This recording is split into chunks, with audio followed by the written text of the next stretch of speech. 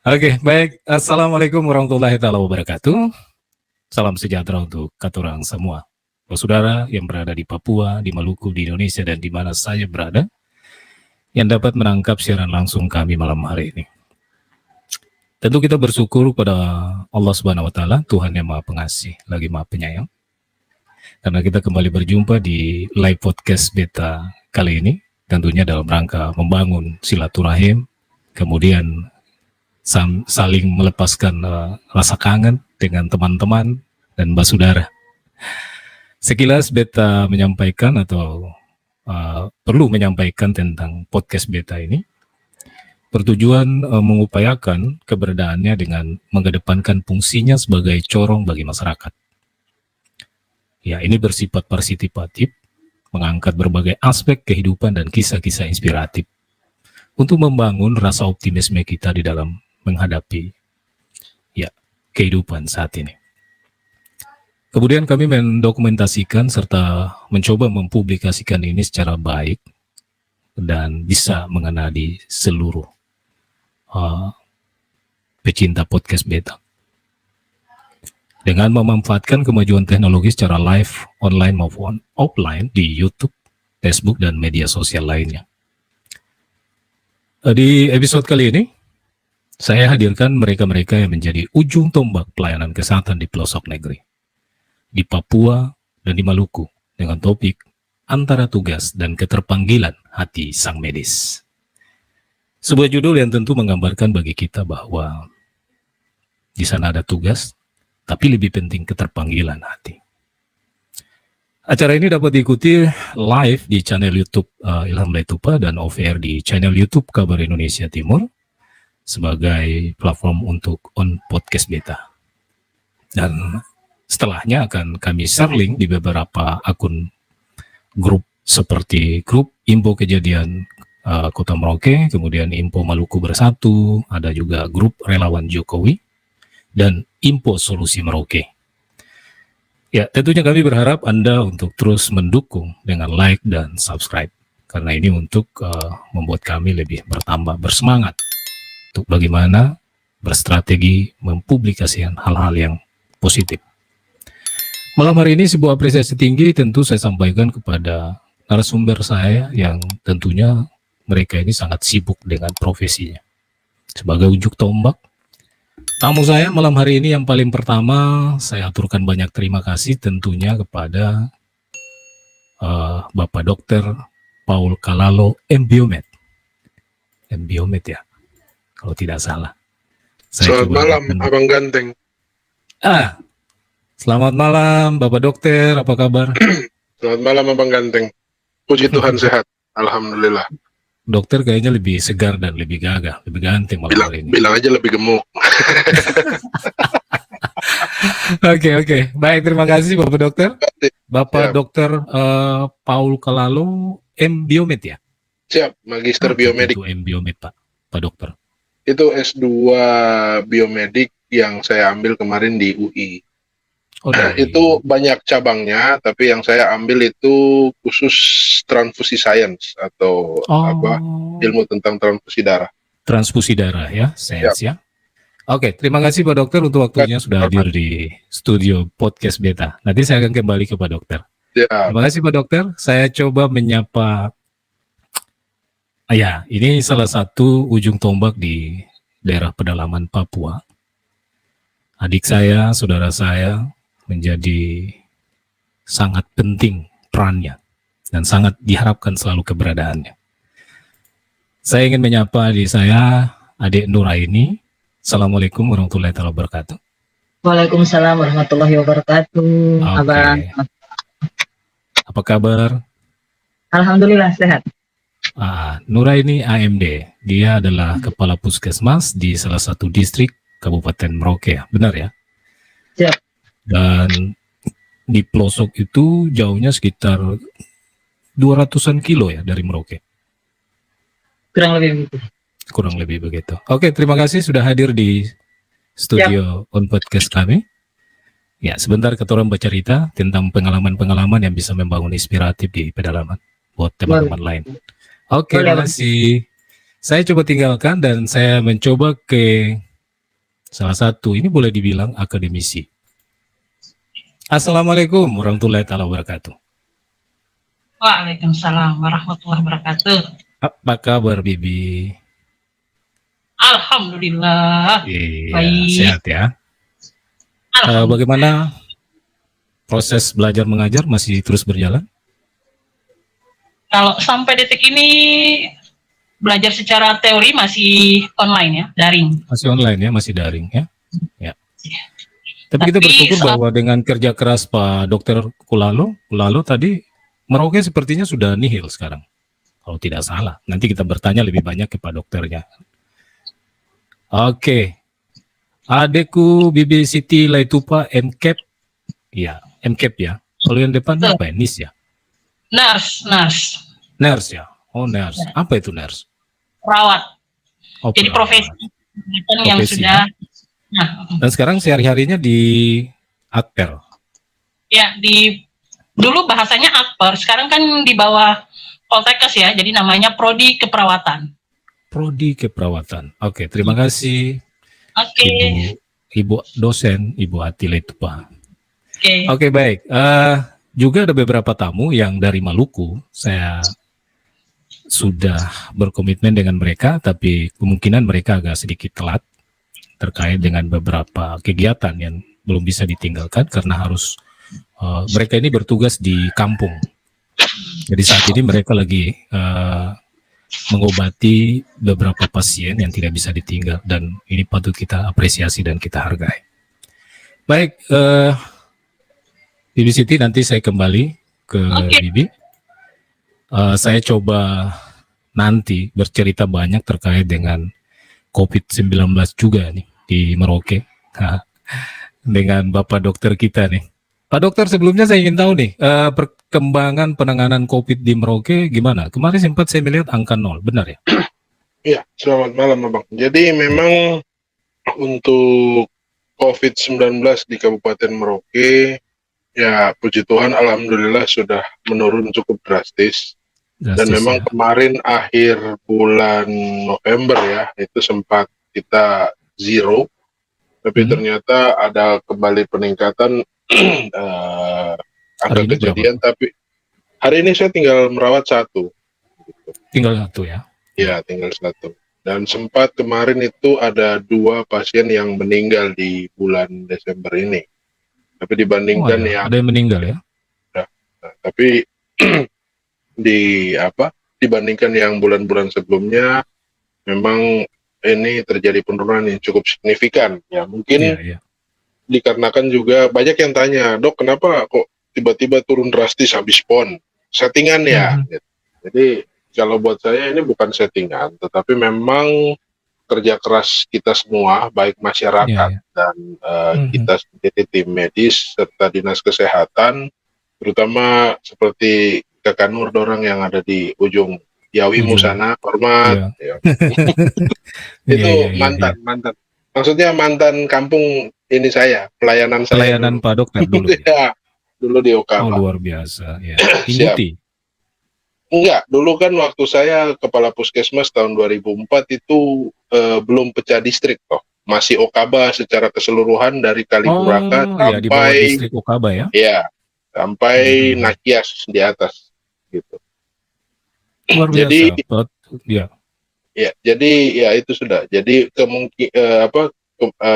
kemungkinan apa sih yang bikin kita turun? Jadi itu yang tadi saya bilang bahwa kerjasama kita semua baik masyarakat dengan dinas kesehatan dan rumah sakit, terutama dalam melaksanakan vaksinasi ya.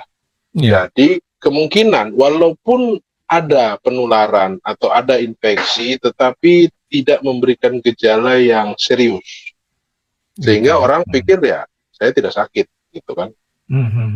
Kalau dulu kan orang batuk pilek sedikit takut nih. Nah, sekarang kita mungkin sudah tidak batuk pilek, ataupun kalau batuk pilek tidak parah-parah banget, tidak demam ya. Jadi tidak terdeteksinya lagi kemungkinan besar karena program vaksin yang berjalan cukup baik. Jadi untuk minggu ini terakhir penutupan kemarin yang hari Minggu itu angka cakupan di seluruh Papua Merauke paling tinggi, 80%, 81%. 81% ya? Ya, kita cukup berbangga, kita cukup mengapresiasi tugas teman-teman Ya, baik di kinerja medis ya, puskesmas nakes kota ya maupun di puskesmas pedalaman terutama untuk memvaksinasi masyarakat Kabupaten Merauke. Jadi itu mungkin salah satu hal kenapa angka kejadian cukup rendah atau cukup kecil di Kabupaten Merauke. Berarti vaksinasi ini cukup efektif ya, Pak Dokter? Ya, sejauh ini cukup efektif dan memang kan kalau kita lihat masyarakat juga tetap masih ya walaupun tidak Antusias terlalu untuk itu ya? banyak. Maksudnya saya, iya banyak juga artinya yang karena regulasi harus berangkat. Kalau Dia datang untuk nggak boleh berangkat, vaksin. makanya harinya vaksin. Ya. Jadi kebutuhan Terus yang berangkat kedua, ya, bukan kebutuhan ya, kesehatan. Iya.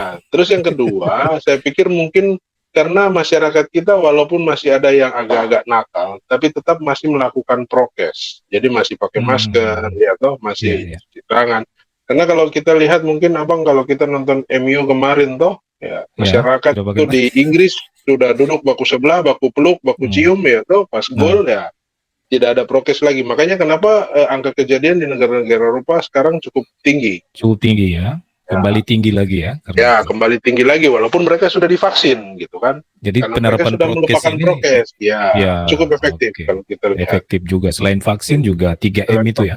Ya, minimal 3M dulu itu. 3M apa tuh? 3M ini apa ya? Jaga jarak, cuci tangan dan memakai masker. Oh gitu. Kirain tadi makan yang banyak terus bukan ya? Makan, minum ya toh, main. Saya pikir yang terakhir mengantuk. Oke. Main futsal. Luar biasa sekali Pak Dokter. Ya tentu kita sangat mengapresiasi itu. Ya. Karena ini tidak terlepas dari komitmen kita juga kerja keras nakes dalam menangani dan menjaga Merauke dari lonjakan angka itu tadi. Bagaimana dengan psikologis para nakes di rumah sakit sejauh Pak Dokter melihat sepanjang penanganan selama ini? Iya, jadi memang kita secara medis ya, kita tidak bisa pungkiri bahwa kita juga sampai dalam taraf jenuh ya. Bukan hanya masyarakat yang jenuh ya, bosan, capek, kayak nggak selesai-selesai, kayaknya ini proyek lah gitu ya.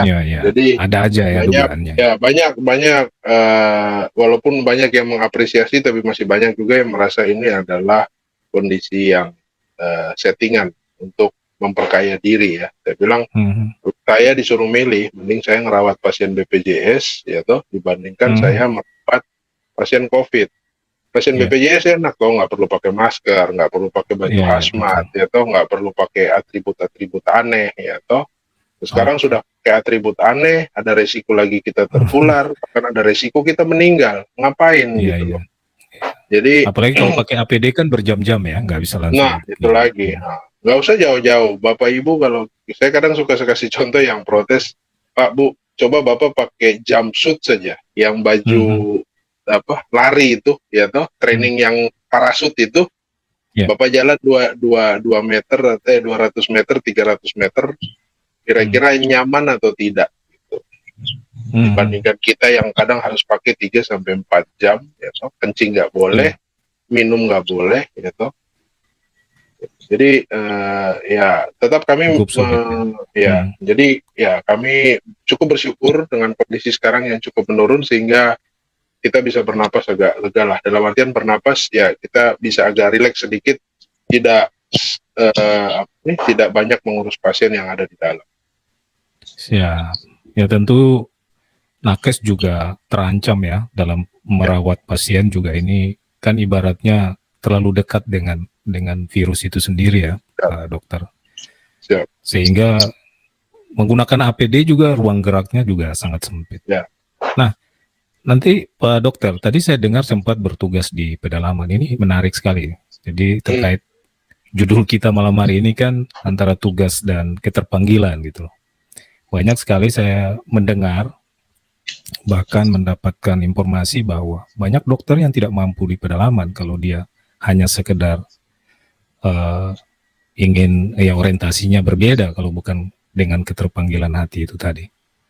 Nah ini ada, sebelum saya ke itu ada sebuah pertanyaan yang masuk dari penonton kita ini dari Sama Sombelatu. Ya. Salam Pak Dokter, ingin tanya sedikit, kenapa terus ada varian baru? Kemudian apakah setelah divaksin antibodi kita kuat? Apa belum terhadap setiap varian baru dari COVID? Jadi mungkin apakah varian baru kita kemudian vaksin dengan model baru gitu Pak Dokter? Iya, jadi memang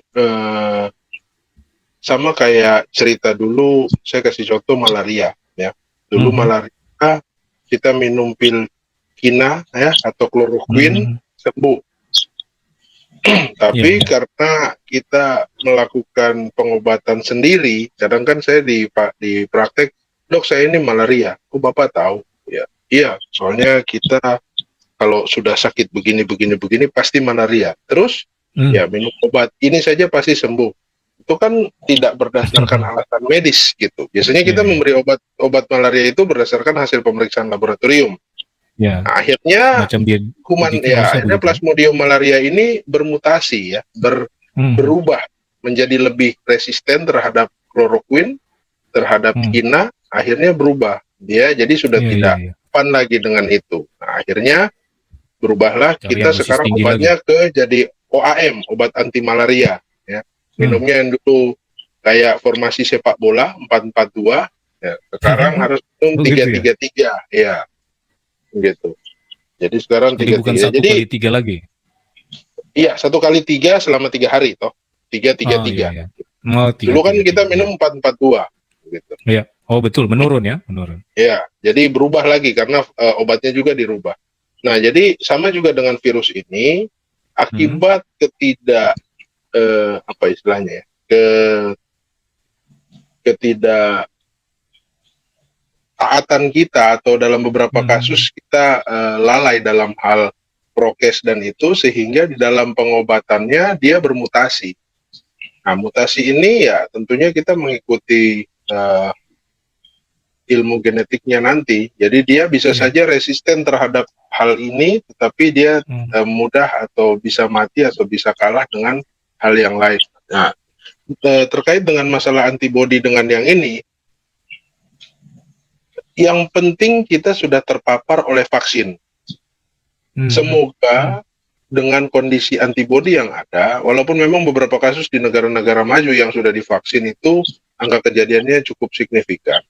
Ya, kita berharap bahwa dengan kita tetap melakukan prokes, angka kejadian ini tidak terjadi peningkatan di dalam kita. Karena ya bisa saja bahwa apa yang sudah divaksin ke kita antibodinya itu bisa mencegah atau menghambat pertumbuhan virus, tapi bisa juga tidak menghambat gitu. Karena ya seperti yang kita lihat tadi yang kita bahas sebelumnya bahwa ada terjadi peningkatan angka kejadian di negara-negara Eropa yang notabene mereka sudah duluan menyatakan bahwa virus COVID sudah aman gitu kan, tapi ternyata terjadi angka kejadian yang cukup besar juga.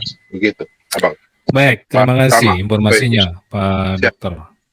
Luar Jadi tetap biasa. walaupun sudah divaksin, tetap prokes ya, tetap ini jangan anggap enteng ya, jangan sampai kita tertular dari tempat lain ya. Apalagi dengan varian baru yang sekarang sudah ditemukan di Indonesia ya. Apa namanya? Ya, yang Omikron. Oke, baik. Pak Dokter, nanti saya kembali ke Pak Dokter tentang pengalaman Pak Dokter waktu di Okaba. Ini menarik nih. Ya. Oke, baik. Saya coba ke saudara saya ini. Ada 2 orang di sini yang dari Ambon belum muncul. 1 nakes, 1 akademisi pencetak nakes. Nah, saya coba ke kepala puskesmas dulu nih. Saya ingin dengar cerita yang bisa memotivasi kita bahwa sebetulnya apa yang sampai membuat beliau ini betah di pedalaman. Baik, Ade Nuraini, luar biasa sekali. Sampai sejauh ini masih bertugas di distrik Ingguti. Ya. Jauhnya sekitar 200 lebih lah kilometer dari Merauke. Bukan persoalan berapa kilonya, tapi pertanyaannya transportasinya ya. Cara menjangkaunya dan mencapainya itu tentu menjadi sebuah pertanyaan menarik buat seorang perempuan nakes yang punya tanggung jawab besar karena kapus ya. Kapus itu kan tanggung jawabnya terhadap masyarakat juga kepada kesejahteraan nakes-nakes yang ada di sana. Mungkin bukan persoalan kesejahteraan, tapi perlindungan terhadap mereka supaya mereka nyaman menjalankan tugas dan tanggung jawab. Gimana, bisa cerita sedikit dari Ade Nuraini? Silakan. Ya, baik. Saya mulai bertugas di Okaba begitu selesai pendidikan kebidanan di Merauke tahun 99. Kemudian saya bertugas di Okaba sekitar tahun 2000 saya mulai tugas di Okaba. 2000 sampai 2003 saya di daerah Tubang di Kampung Dokip. Kemudian 2004 saya pindah di Dokip. Ya, di Dokip. Waktu itu masih dengan Okaba ya, Dokter Paul. Masih belum pemekaran ya. Ya, belum pemekaran. Kemudian 2004 saya pindah ke Kampung Yawimu sampai dengan 2010. Jadi sekitar 6 sampai 7 tahun saya di Kampung Yawimu. Kemudian 2005 itu kalau tidak salah pemisahan distrik Pemekaran, Kampung Yawimu masuk distrik Nguti, ya. Kemudian dibangunlah puskesmas di distrik Nguti. 2011 mulai operasional dan saya ditarik puskesmas. Alhamdulillah sampai sekarang masih di situ. Iya, saya tahun 2020 sempat ke Nguti. Saya ke sana dan melihat bagaimana untuk mencapai Nguti itu tidak mudah. Hanya dengan orang-orang yang punya tujuan baik, dengan jiwa melayani yang mungkin bisa mendorong dan membawa dia hingga sampai ke sana. Apa yang memotivasi Ade Nuraini hingga masih terus bersama orang-orang lokal yang ada? Karena kita tahu bahwa di Nguti itu mayoritasnya adalah kampung lokal ya. Memang kampung bagaimana lokal, bukan mayoritas. suka dukanya di sana? Ya alhamdulillah Bang, selama saya bertugas memang saya ditemani oleh suami. Jadi mungkin itu salah satu alasan besar saya kenapa saya bisa bertahan, karena memang ada suami yang menemani. Ya. Kemudian alhamdulillah memang saya mempunyai jiwa yang ingin melayani di sana mereka masyarakat. Kalau semua pada ke kota, siapa yang melayani di sini gitu aja. Jadi memang dengan hidup bersama mereka lama-kelamaan menimbulkan istilahnya rasa sayang yang saya tidak bisa jelaskan, bahwa ya saya suka dengan mereka, tinggal di sana, hidup dengan mereka.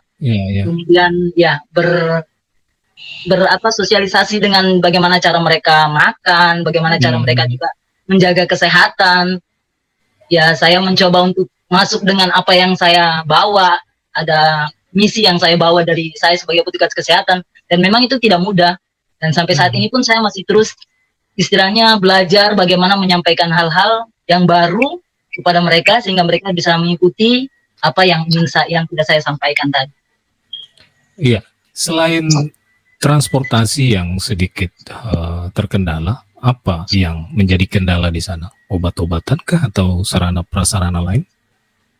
Kalau sebenarnya yang paling besar, kalau presentasinya memang paling banyak akses itu tadi, kondisi keadaan dalam akses tadi. Jadinya kami punya obat-obatan kadang harus bawa pakai mobil yang biayanya tidak murah, misalnya. Kemudian kami ingin merujuk pasien, kalau sudah musim hujan ambulans nggak bisa jalan, harus ambil mobil dari Okaba.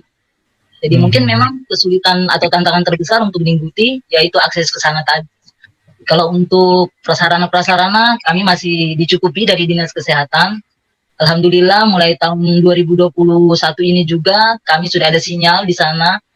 Jadi setidak-tidaknya komunikasi bisa lebih lancar. Ya. Baik itu ke dokter-dokter yang ada di Merauke kalau memang ada pasien yang perlu konsultasi lanjut. Kalau kemudian ada rujukan lebih lanjut yang bersifat mendesak, kemana itu? Apakah ke Okaba atau tindakannya kemana? Kita kalau memang ada pasien yang mendadak sesuai dengan instruksi harus dirujuk, kami ke Okaba, tapi aksesnya langsung ke Merauke Bang. Jadi kadang gitu nunggu pesawat, nunggu pesawat, atau kalau ada pesawat ya? Okaba ya? Di Okaba. Dan memang di setiap flight itu ada seat untuk pasien disiapin. Siap. Jadi sudah memang dikhususkan ya untuk pelayanan. Ini berarti perhatian pemerintah luar biasa dong. Artinya pemerintah sudah memberikan ruang untuk pelayanan itu diutamakan. 1 jam sejauh kalau tidak salah 1 jam. 1 jam mau Bang. Kalau seat nggak ada pasien, seat itu boleh dipakai orang umum. Tapi selama ini mereka masih jadi bisa tetap tahan. Untuk berjaga-jaga tetap ya. Iya. Ya itu kebijakan pemerintah tentu. Sama Dok, masih sama. Masih sama. Berarti zamannya Pak Dokter juga. Zamannya Pak Dokter sampai sekarang kebijakan itu masih terus ada. Ini bentuk perhatian pemerintah kali ya untuk pelayanan kesehatan menjadi utama. Nah, bagaimana dengan nakes itu sendiri sejauh ada sebagai kapus di sana melihat peran serta nakes ya dalam hal respon mereka untuk menjalankan tugas di sana. Ini kan Ade, tadi kekuatannya adalah keluarga. Kalau yang lain-lain kan perlu kita tahu, karena tidak mungkin Ade melayani sendiri. Nah, bagaimana dengan nakes-nakes yang lain gitu? Baik, selama kurang lebih 6 tahun saya jadi kapus di sana mulai tahun 2016. Ya, ada beberapa petugas yang memang dikirim ke kami, rata-rata memang alumni dari Kakak Siti dorang, dari Politekes itu. Semua rata-rata aktor, kebidanannya dari Yaleka. Oh, pencetaknya dari Ibu Siti ya? Iya. Kebetulan memang kami alumni kebanyakan kalau aktor dari perawat kebanyakan dari Politekes itu, kalau yang kebidanan dari Yaleka.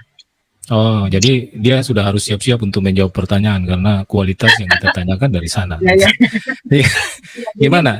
Sepanjang mereka bertugas di sana, gimana itu kapus melihat kenyamanan mereka, Kalau saya sebagai pimpinan biasanya memfasilitasi tempat tinggal. Memang kami ada barak, jadi saya fasilitasi biasanya transportasi. Kadang mereka naik pesawat sampai Okaba, ya sudahlah ada motor dinas, saya minta tolong masyarakat yang sudah kerjasama dengan kami di puskesmas untuk jemput ke Okaba, bawa mereka ke puskesmas. Kemudian menyediakan kalau masalah BAMA dan sebagainya memang masing-masing. Tinggal paling kami puskesmas itu bantu akses untuk ke Ngutinya, macam mungkin kendaraannya gitu. Ya selama ini ada sekitar 10 orang lah tenaga-tenaga honor yang ada di Nguti. Kami staf 20 abang. Oh, staf 20. Yang pegawai negeri yang pegawai negeri hanya 4 orang. 4 orang, selebihnya bantuan. Yang 2 baru penempatan kemarin, nanti mau datang, selebihnya honor daerah, masih honor mereka. Luar biasa. Ibu Kapus saat itu saya lihat berdinas dengan sepatu bot ya, kalau di kota kan pakai sepatu smen, kalau di sana sepatu bot ya. Bahkan pernah waktu kita musrembang saya ada mendengar seorang guru itu menangis begitu. Gitu. Dia menyampaikan keluhannya sambil menangis ya karena dengan suaminya ya kan. Ini sebuah cerita yang tentu ya mungkin kalau kita hitung-hitungan berapa sih yang bisa artinya berapa yang didapatkan dari pendapatan seorang nakes gitu, kalau bukan hatinya yang terpanggil. Kira-kira begitu ya?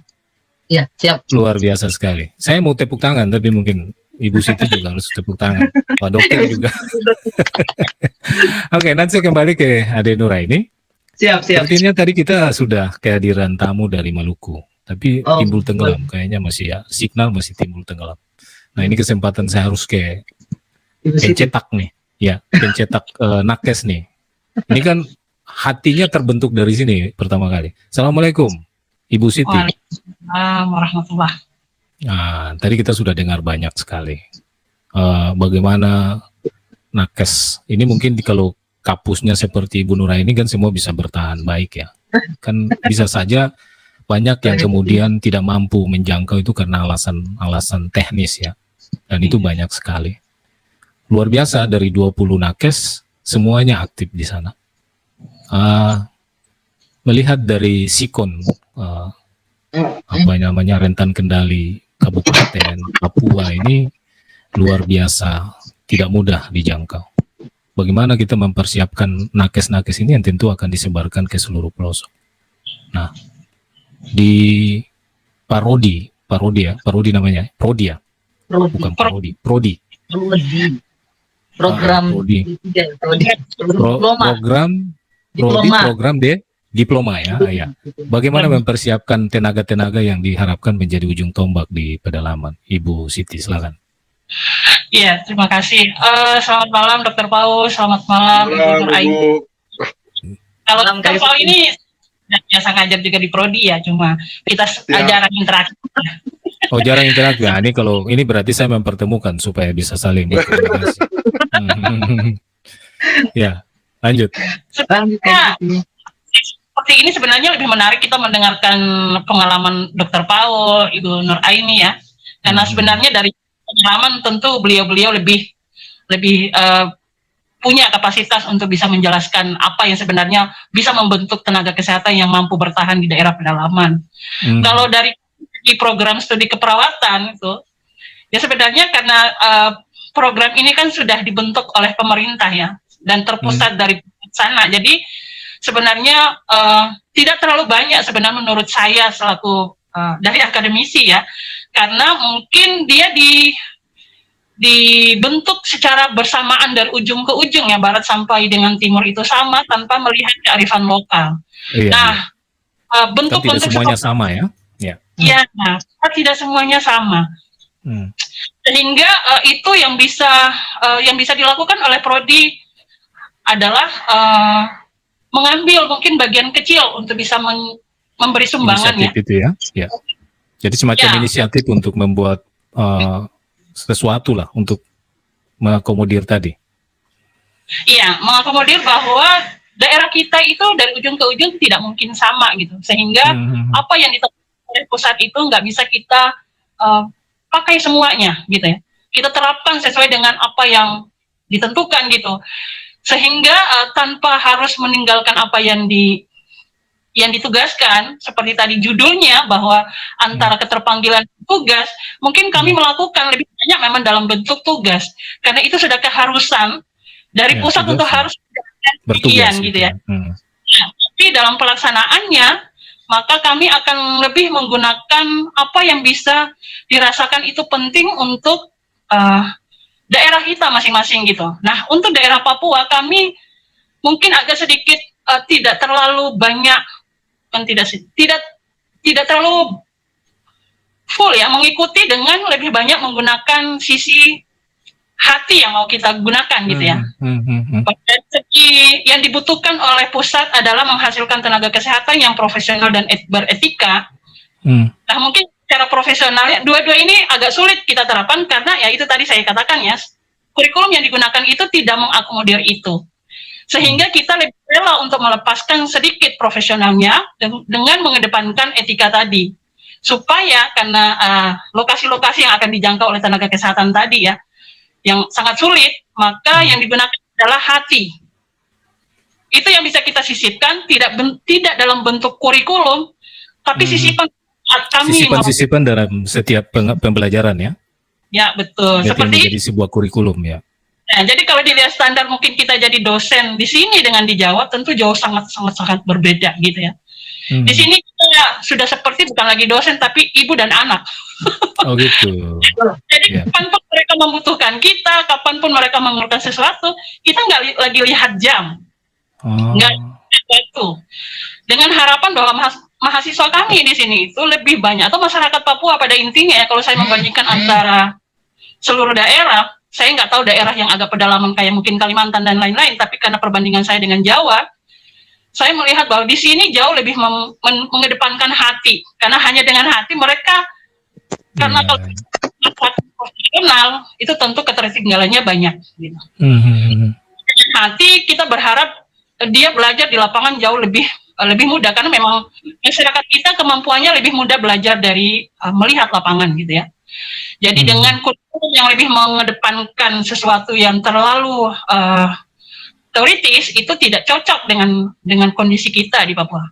Jadi kita tidak terlalu menekankan itu untuk harus, tapi dengan mengedepankan bahwa dia punya etika yang bagus, dia mampu bergaul dengan temannya yang bagus, dia mampu punya rasa empati terhadap temannya dengan bagus dalam keseharian dia, tanpa kita programkan, tapi kita melihat dalam keseharian dia, kejujuran dia gitu ya, punya rasa empati terhadap temannya, itu saja sudah bisa membuat kita meluluskan. Jadi kita kadang meluluskan mahasiswa kita bukan lagi melihat dari sikap ya.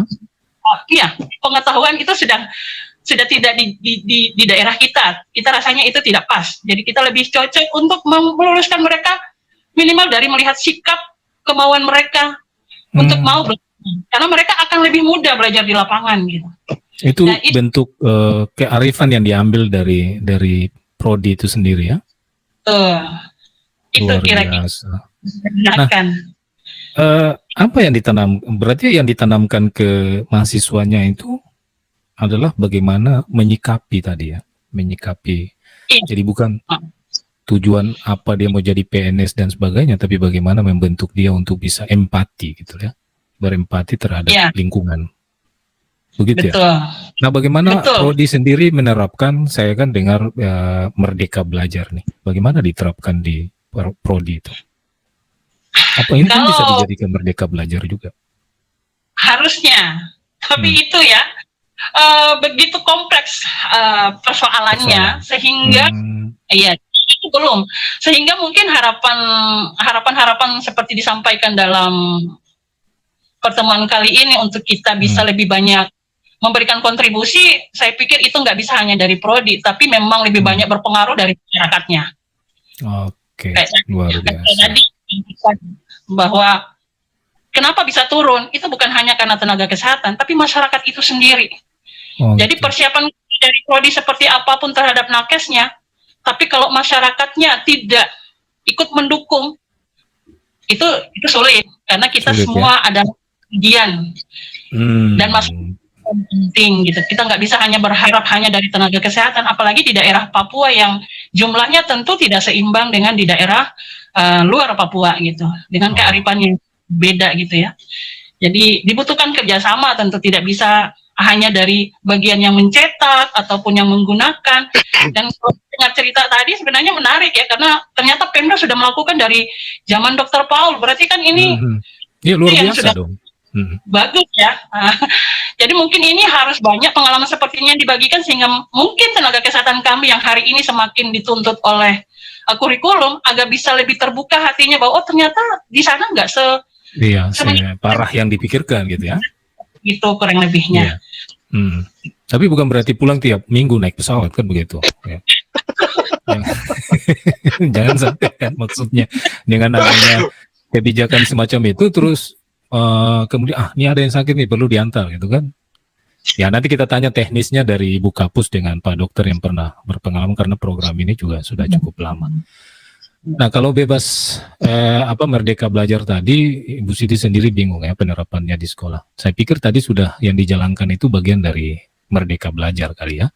Dengan melihat situasi dan kondisi, maka kita harus ciptakan nakes seperti apa. Bukan saja ilmunya, tapi lebih kepada membangun rasa empatinya, karena di sini tugas dan keterpanggilan itu lebih penting. Dalam 1 tahun berapa yang dicetak itu? Sepanjang Ibu bertugas di sana.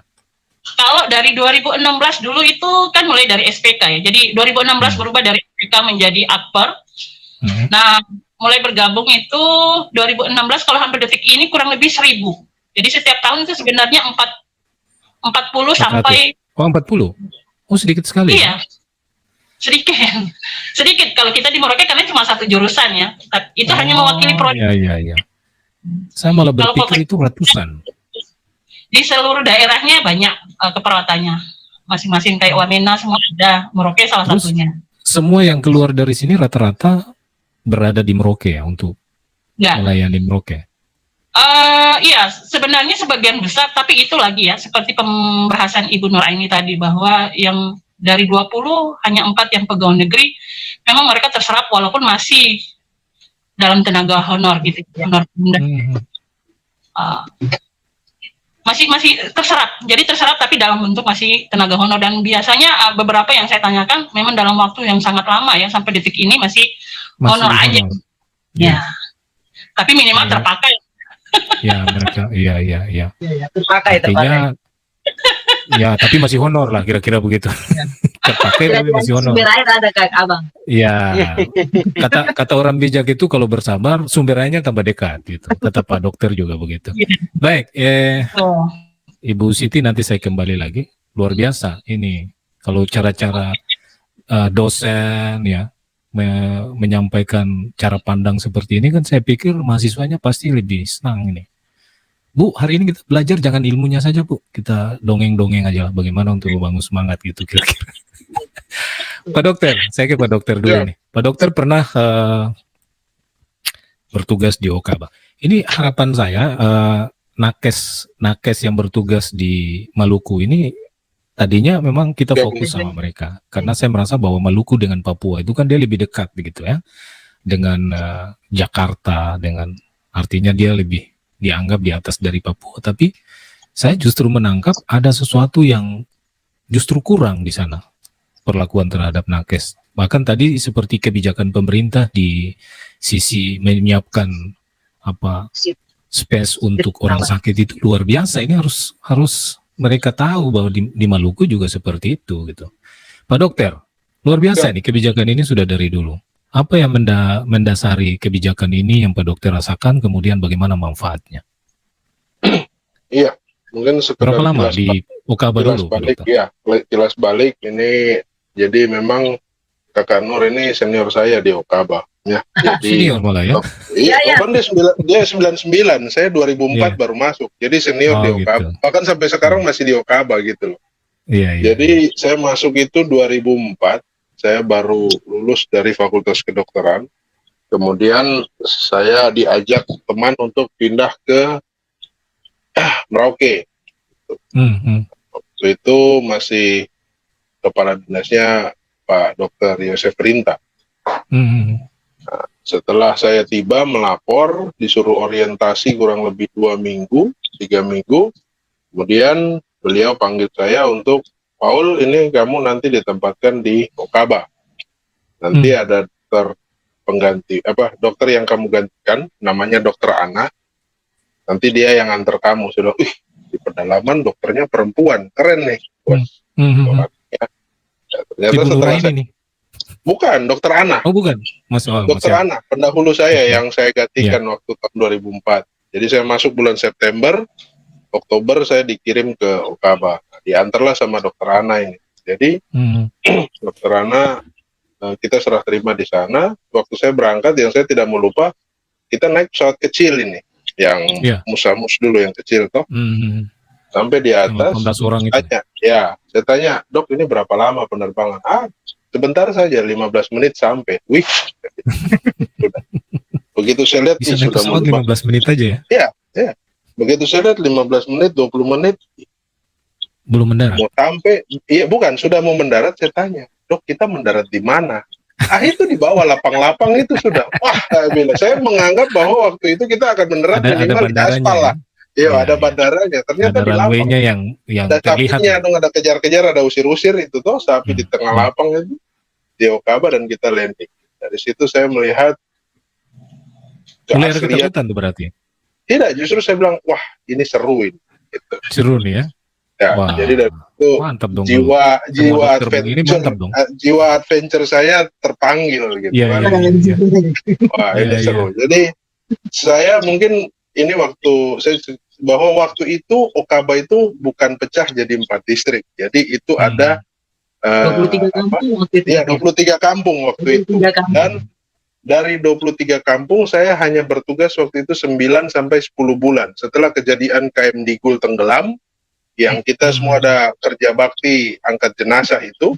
Oh iya. Ya, KM Digul tenggelam, saya dimutasikan ke RSUD oleh Pak Yosef. Gitu. Jadi setelah 10 bulan saya bertugas, saya bisa mencapai 18 kampung. Ada 5 kampung yang saya tidak bisa capai karena waktu terlalu singkat. Jadi Woboyo Dodalim. Terus Kapten Ihalik Kaniskobat saya masuk. Dokter tidak sampai di mana? Yang saya tidak masuk itu Kwemsit ya. Oh ya. Kwemsit ya, Banamepe. Salamepe dong. Banamepe kan masih masuk di kita toh waktu itu. Siap. Yang Bidan Adriana kalau tidak salah itu. Ya, sama satu lagi apa ya, saya lupa. Jadi Woboyo, Dodalim, Kwemsit, Banamepe, sama ada satu kampung lagi. Jadi 18 kampung itu termasuk titik terjauh itu yang Kapten Kaniskobat Ihalik ya. Terus yang di atas itu Salamepe, Tagaepe, Nakias ya toh. Termasuk ke kampung halamannya Ibu Nur ini Yawimu dengan Yomop itu kita sampai, saya punya pengalaman lucu. Malam kita duduk di pinggir danau Yomop ini, Menteri Rahman Tarso dengan ini dong ada duduk. Sudah ada kopi, ada dok. Nah, sudah kita minum. Terus kita tunggu. Cerita baik dulu, ini cerita kopi ini kita air so habis baru itu air dari kali dok, kita udah masak dia. Jadi minum air kali. Tapi karena itu sudah panggilan. Jadi kalau ini supaya diketahui bahwa kalau orang Maluku bilang kali itu kan kalinya bersih. Kalau kita di Papua itu kalinya itu sudah. seperti Tanya kakak Nur sudah. Tuh kali Yomop itu bagaimana, danau Yomop itu bagaimana? Kopi susu gitu. Ya. Sama juga waktu saya patroli ke Kaniskobat dengan Ihalik. Jadi setelah kita naik, karena kita waktu mau turun tidak sempat kejar air, maka akhirnya kita harus tidur di bevak. Jadi saya sempat tidur di bevak. Malam paginya ngopi lagi toh. Saya tanya lagi, baru itu kali di bawah dok, kita udah masak dia. Jadi kali kecil itu yang air turun dari ini kita masak. Ya lumayan bersih lah kalau kali kecil Ya, biasanya kan lumayan bersih. gitu. Itu sudah. Jadi cukup menantang dan cukup mengasihkan kalau buat saya di Okaba itu selama 10 bulan ya. Saya sempat evakuasi jenazah KM Digul, saya sempat jalan-jalan sampai Kaliburaka, naik apa nih? Perahu layar dok. Ya, perahu layar itu sudah. Yang besarnya masih saya lebih besar daripada perahunya. Saya bilang ini kalau kita terbalik dan kita gelap sudah.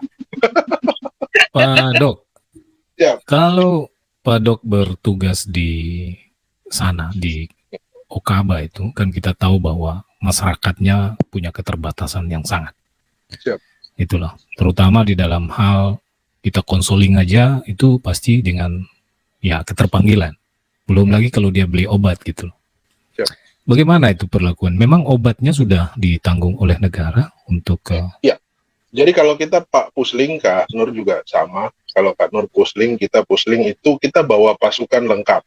Pasukan masuk dengan dia punya perlengkapan dan lengkap. Ya. Jadi tidak pernah kita bilang bahwa masyarakat tulis resep nanti kopi cari obat sendiri, tidak pernah. Oh gitu ya. Jadi di saat kita jalan kita jadi berbeda dengan di kota begitu ya. Ya, di kota cukup cari resep atau kadang kirim WA saja, SMS sudah kopi beli cari jalan. Oh gitu, iya. Tapi kalau di puskesmas itu kita selalu bawa amunisi lengkap. Jadi ya itu saya cerita tadi bahwa kondisi kita dari 23 kampung itu saya bisa injak sampai 18. Dan hampir semua kampung biasanya untuk daerah terjauh itu kita sudah info 1 atau 2 bulan sebelumnya supaya saudara-saudara kita masyarakat di kampung tersebut tidak masuk hutan. Biasanya kalau itu kalau kita tidak info masyarakat masuk hutan. Jadi mereka mencari dusun sagu. Mereka cari makan di hutan. Hidupnya masih meramu jadi cari makan di hutan. Jadi mereka cari makan di hutan. Jadi kalau kita tidak informasi ke kepala kampungnya, maka kasihan, maka kita jalan sia-sia dan masyarakat juga tidak dapat obat. Begitu. Jadi biasanya kita infokan itu. Nah, tadi kembali ke cerita kebijakan Pemda, waktu saya masuk di sana, itu memang sudah ada seat 3 untuk 3 pejabat penting dalam tanda kutip. Jadi 1 itu kepala distrik, yang kedua itu Kapolsek, yang ketiga kepala puskesmas. Kepala puskesmas. Jadi dokter, jadi dokter. Nah, biasanya seperti tadi abang bilang ya, jangan tiap minggu dokter atau kepala puskesmas turun kampung naik pesawat. Jadi gitu. Biasanya dari 3 seat itu, kalaupun ada pasien mau pakai lebih misalnya, biasa kan ada pasien dikirim 1 keluarga toh. Maksudnya ada 1 pasien didampingi oleh minimal 1 keluarga. Ya. Nah biasanya kalau seat penuh, kita kepala puskesmas atau dokter waktu itu akan koordinasi dengan Kapolsek atau kepala distrik untuk tanya dongku jatah. Dongku jatah itu dipakai atau tidak gitu ya? Dipakai atau tidak. Kalau tidak, maka otomatis kita ambil untuk itu. Jadi saya cukup kaget waktu itu memang waktu saya jadi dijelaskan sama dokter Ana itu pendahulu saya seperti itu. Dokter kalau mau berangkat atau mau kirim pasien bisa karena kita punya jatahnya, tapi nanti kalau kurang bisa koordinasi dengan kepala distrik atau Kapolsek untuk tanya kitnya. Ya. Karena kan kadang-kadang kalau perjalanan kepala distrik atau Kapolsek itu direncanakan, tapi kalau pasien itu kan susah kalau kita merencanakan. Ya. Jadi biasanya ujuk-ujuknya nanti Kapolseknya atau kepala distriknya kalau pas lagi bagus atau lagi tidak ada yang pakai, turun pakai motor, jatahnya kita pakai. Iya. Jadi seperti itu. Luar biasa. Oke, Pak Dokter, saya coba ke Ibu Kapus nih. Ibu Kapus di pedalaman itu penyakit endemiknya apa ya sepanjang Ibu berada di sana? Kalau dilihat penyakit, kita balik ke pola hidup masyarakat. Karena memang di sana masih banyak rumah yang tidak sehat, pola hidup yang tidak sehat. Dari tiap tahun kami rata-rata banyak melayani pasien dengan keluhan infeksi saluran pernapasan. ISPA ya. Kemudian ada penyakit kulit juga yang banyak kami tangani di sana karena memang kebersihan yang masih sangat rendah. Dan penyakit lain seperti kalau diabetes hanya 1-2, hipertensi sudah mulai muncul belakangan, sudah mulai muncul ada beberapa dengan hipertensi. Yang lain yang paling gastritis atau MAH ada, kemudian penyakit otot dan jaringan biasa suka kami temui juga. Berarti sepertinya umum ya, kalau kita lihat saluran pernapasan ini di Maluku juga saya tanya, mereka juga rata-rata seperti itu. Penyakit Karena memang dipengaruhi oleh saluran pola hidup pernapasan. tadi. Pola hidup ya, berarti pola Ya, hidup pola kedua hidup daerah dan ini lingkungan. mirip-mirip ya. Ya, lingkungan. Nah, bagaimana COVID sendiri di sana sejauh ini?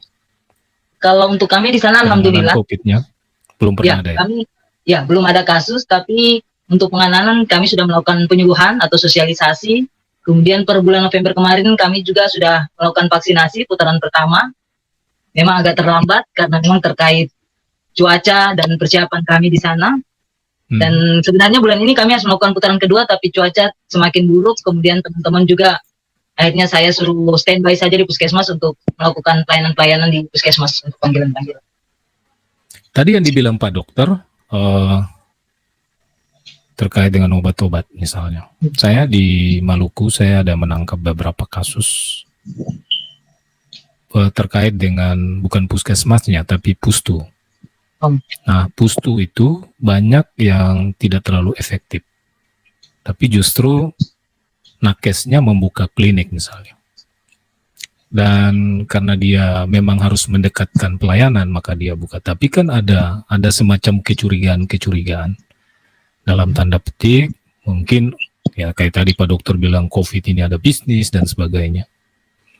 Memang seperti itu kah bisa terjadi di pedalaman sejauh pengamatan Ibu Kapus ini? Kita berbisnis dengan masyarakat padahal kita tahu bahwa daya belinya sangat rendah. Baik, ada peluang itu kira-kira potensi itu ada. Kalau untuk di pedalaman terkhusus kami di Guti, Abang, tidak ada sama sekali petugas kesehatan yang memberikan pelayanan di luar jam pelayanan yang disebut praktek tadi. Jadi karena sistem pustu sendiri adalah pelayanan 24 jam. Jadi pustu jadi 24 jam ya. Kalau puskesmas ada batasan waktunya? Nggak ada, tidak ada. Kami IGD-nya 24 jam Mas tetap, Abang. Oh, tetap IGD 24 jam. Ya, 24 Terus jam. Kemudian pustunya juga 24 jam. Pustunya juga 24 jam. Jadi kalau pasien datang tidak ada namanya ini sudah jam pelayanan selesai. Jadi ini jam apa istilahnya saya punya jam praktek. Jadi ini pasien praktek tidak ada. Jadi kalau jadi masyarakat tidak ada yang katanya namanya praktek itu nggak ada ya. Tidak. Kalau untuk untuk pelayanan. Berarti dia melayani misalnya. Ini kan cerita-cerita nih. Kliniknya dia pustunya dia tutup, tapi dia melayani di kliniknya dia. Cuma karena mungkin jangkauan pustunya tidak dapat dijangkau, akhirnya dia melayani di klinik, boleh? Tidak bisa. Di rumahnya misalnya kira-kira begitu, dia layani di rumahnya.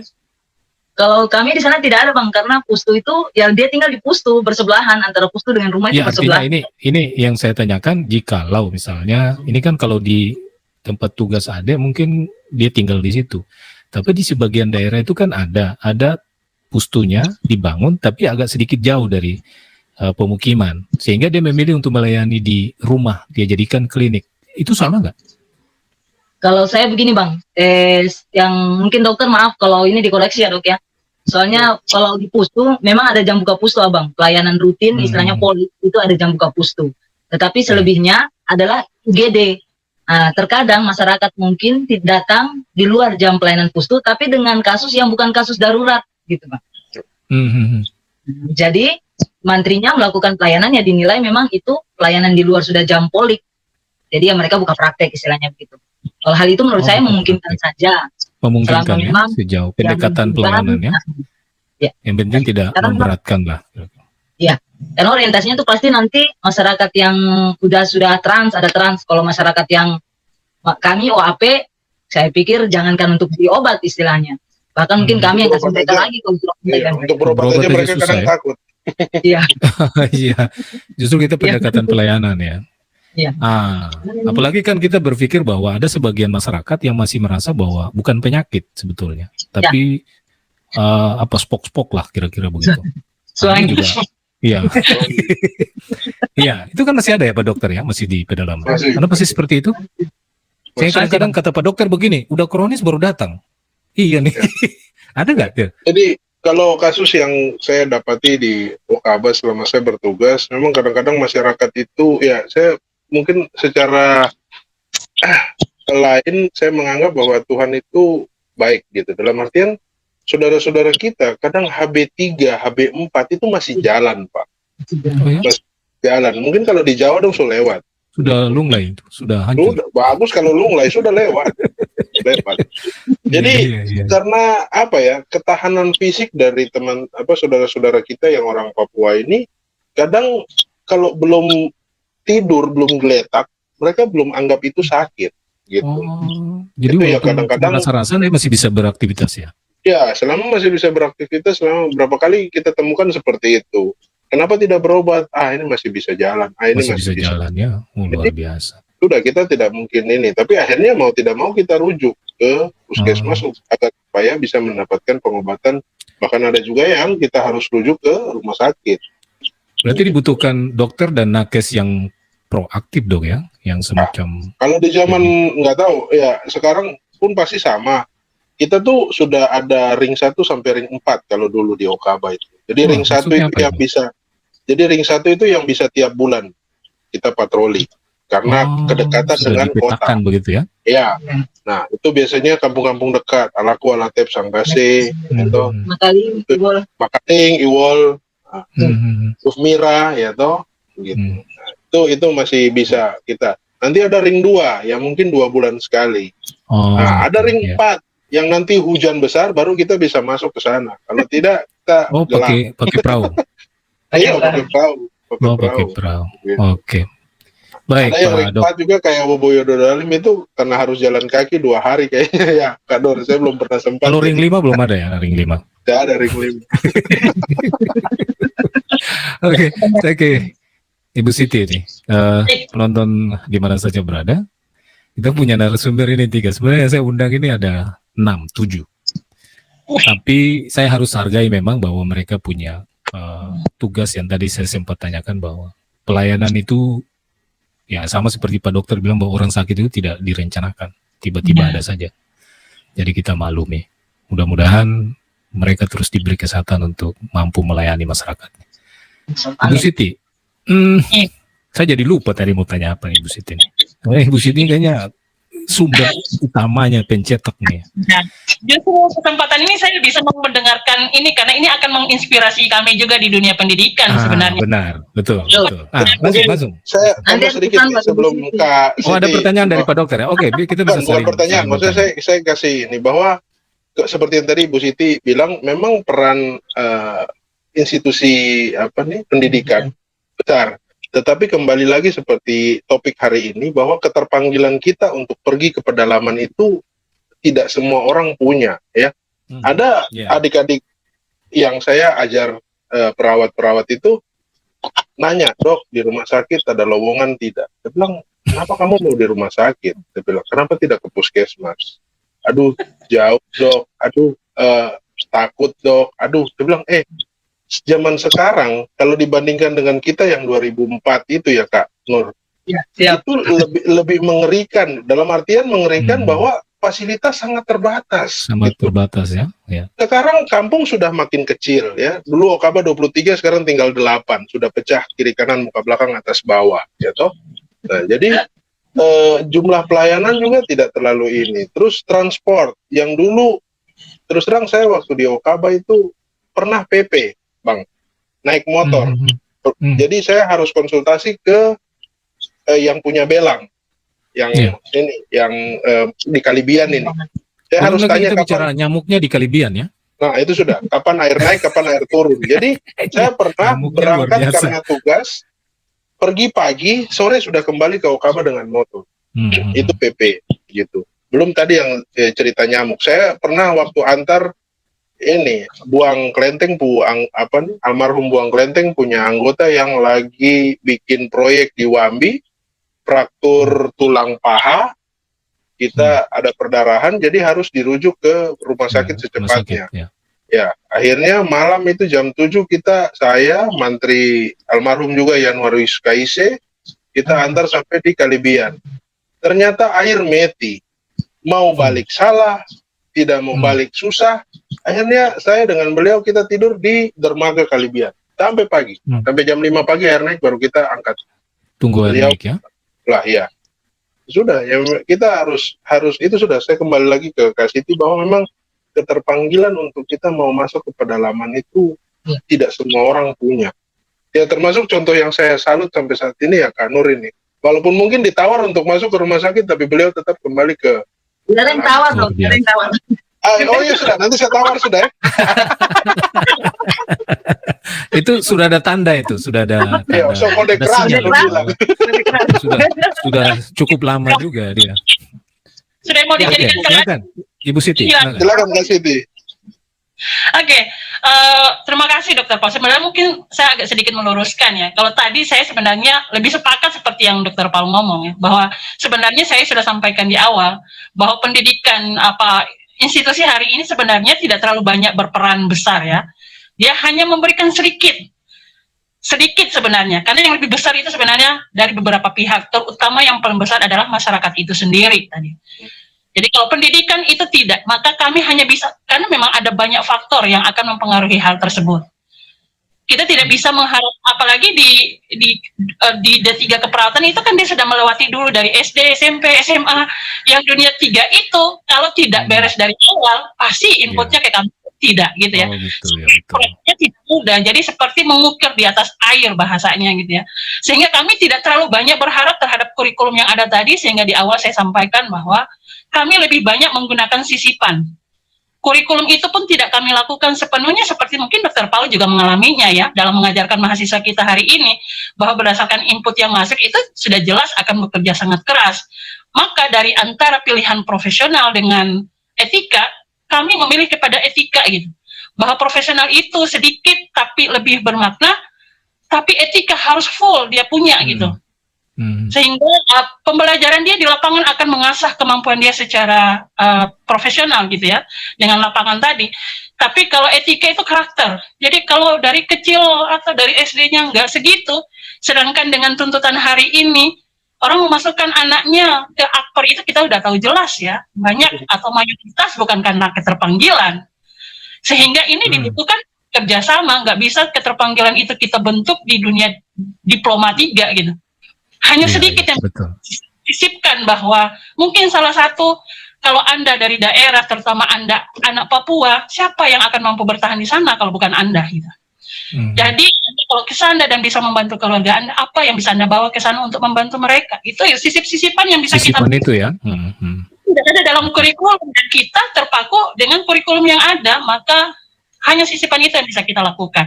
Maka saya mengatakan bahwa itu kontribusinya tentu jauh lebih kecil. Tapi diharapkan dengan bantuan dari masyarakat, maka itu akan jauh lebih besar. Beberapa yang mahasiswa lulusan kami yang ada di daerah pedalaman yang coba saya kontak itu, kalau mendengarkan cerita mereka, itu kebetulan karena laki-laki ya, jadi banyak lebih bertahan. Bertahan di awalnya cari pekerjaan, ya. Tapi setelah lama kelamaan di sana dan diterima baik oleh masyarakat setempat, mereka jadi betah gitu loh. Jadi ini tentu bukan pengaruh dari diploma 3-nya atau prodinya, tapi dari masyarakat. Ya, lingkungan sangat menentukan. Maka kami di prodi hanya bisa menyisipkan bahwa etika Anda itu lebih penting di bawah profesional. Ya, jadi jangan sampai Anda mungkin bisa nyuntik dengan cara melempar dari jarak jauh sebenarnya. Tidak penting dari senyuman Anda membuat masyarakat bisa menerima Anda. Anda punya kemampuan itu beradaptasi, maka Anda akan bisa belajar banyak hal gitu. Mahasiswa yang tadinya tidak bisa membantu melahirkan laki-laki, dengan kondisi di lapangan dia akhirnya melakukan itu semua. Jadi profesional menurut kami hanya akan terbentuk di lapangan dengan jam terbang.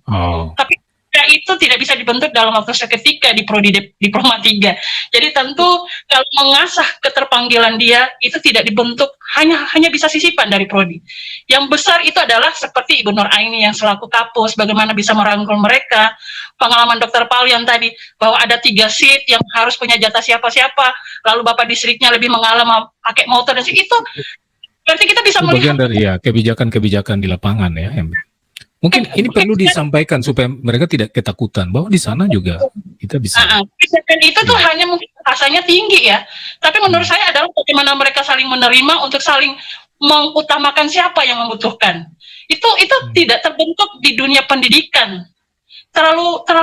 Waktu terlalu singkat untuk membentuk itu, sedangkan karakter nggak bisa dibentuk dalam waktu singkat.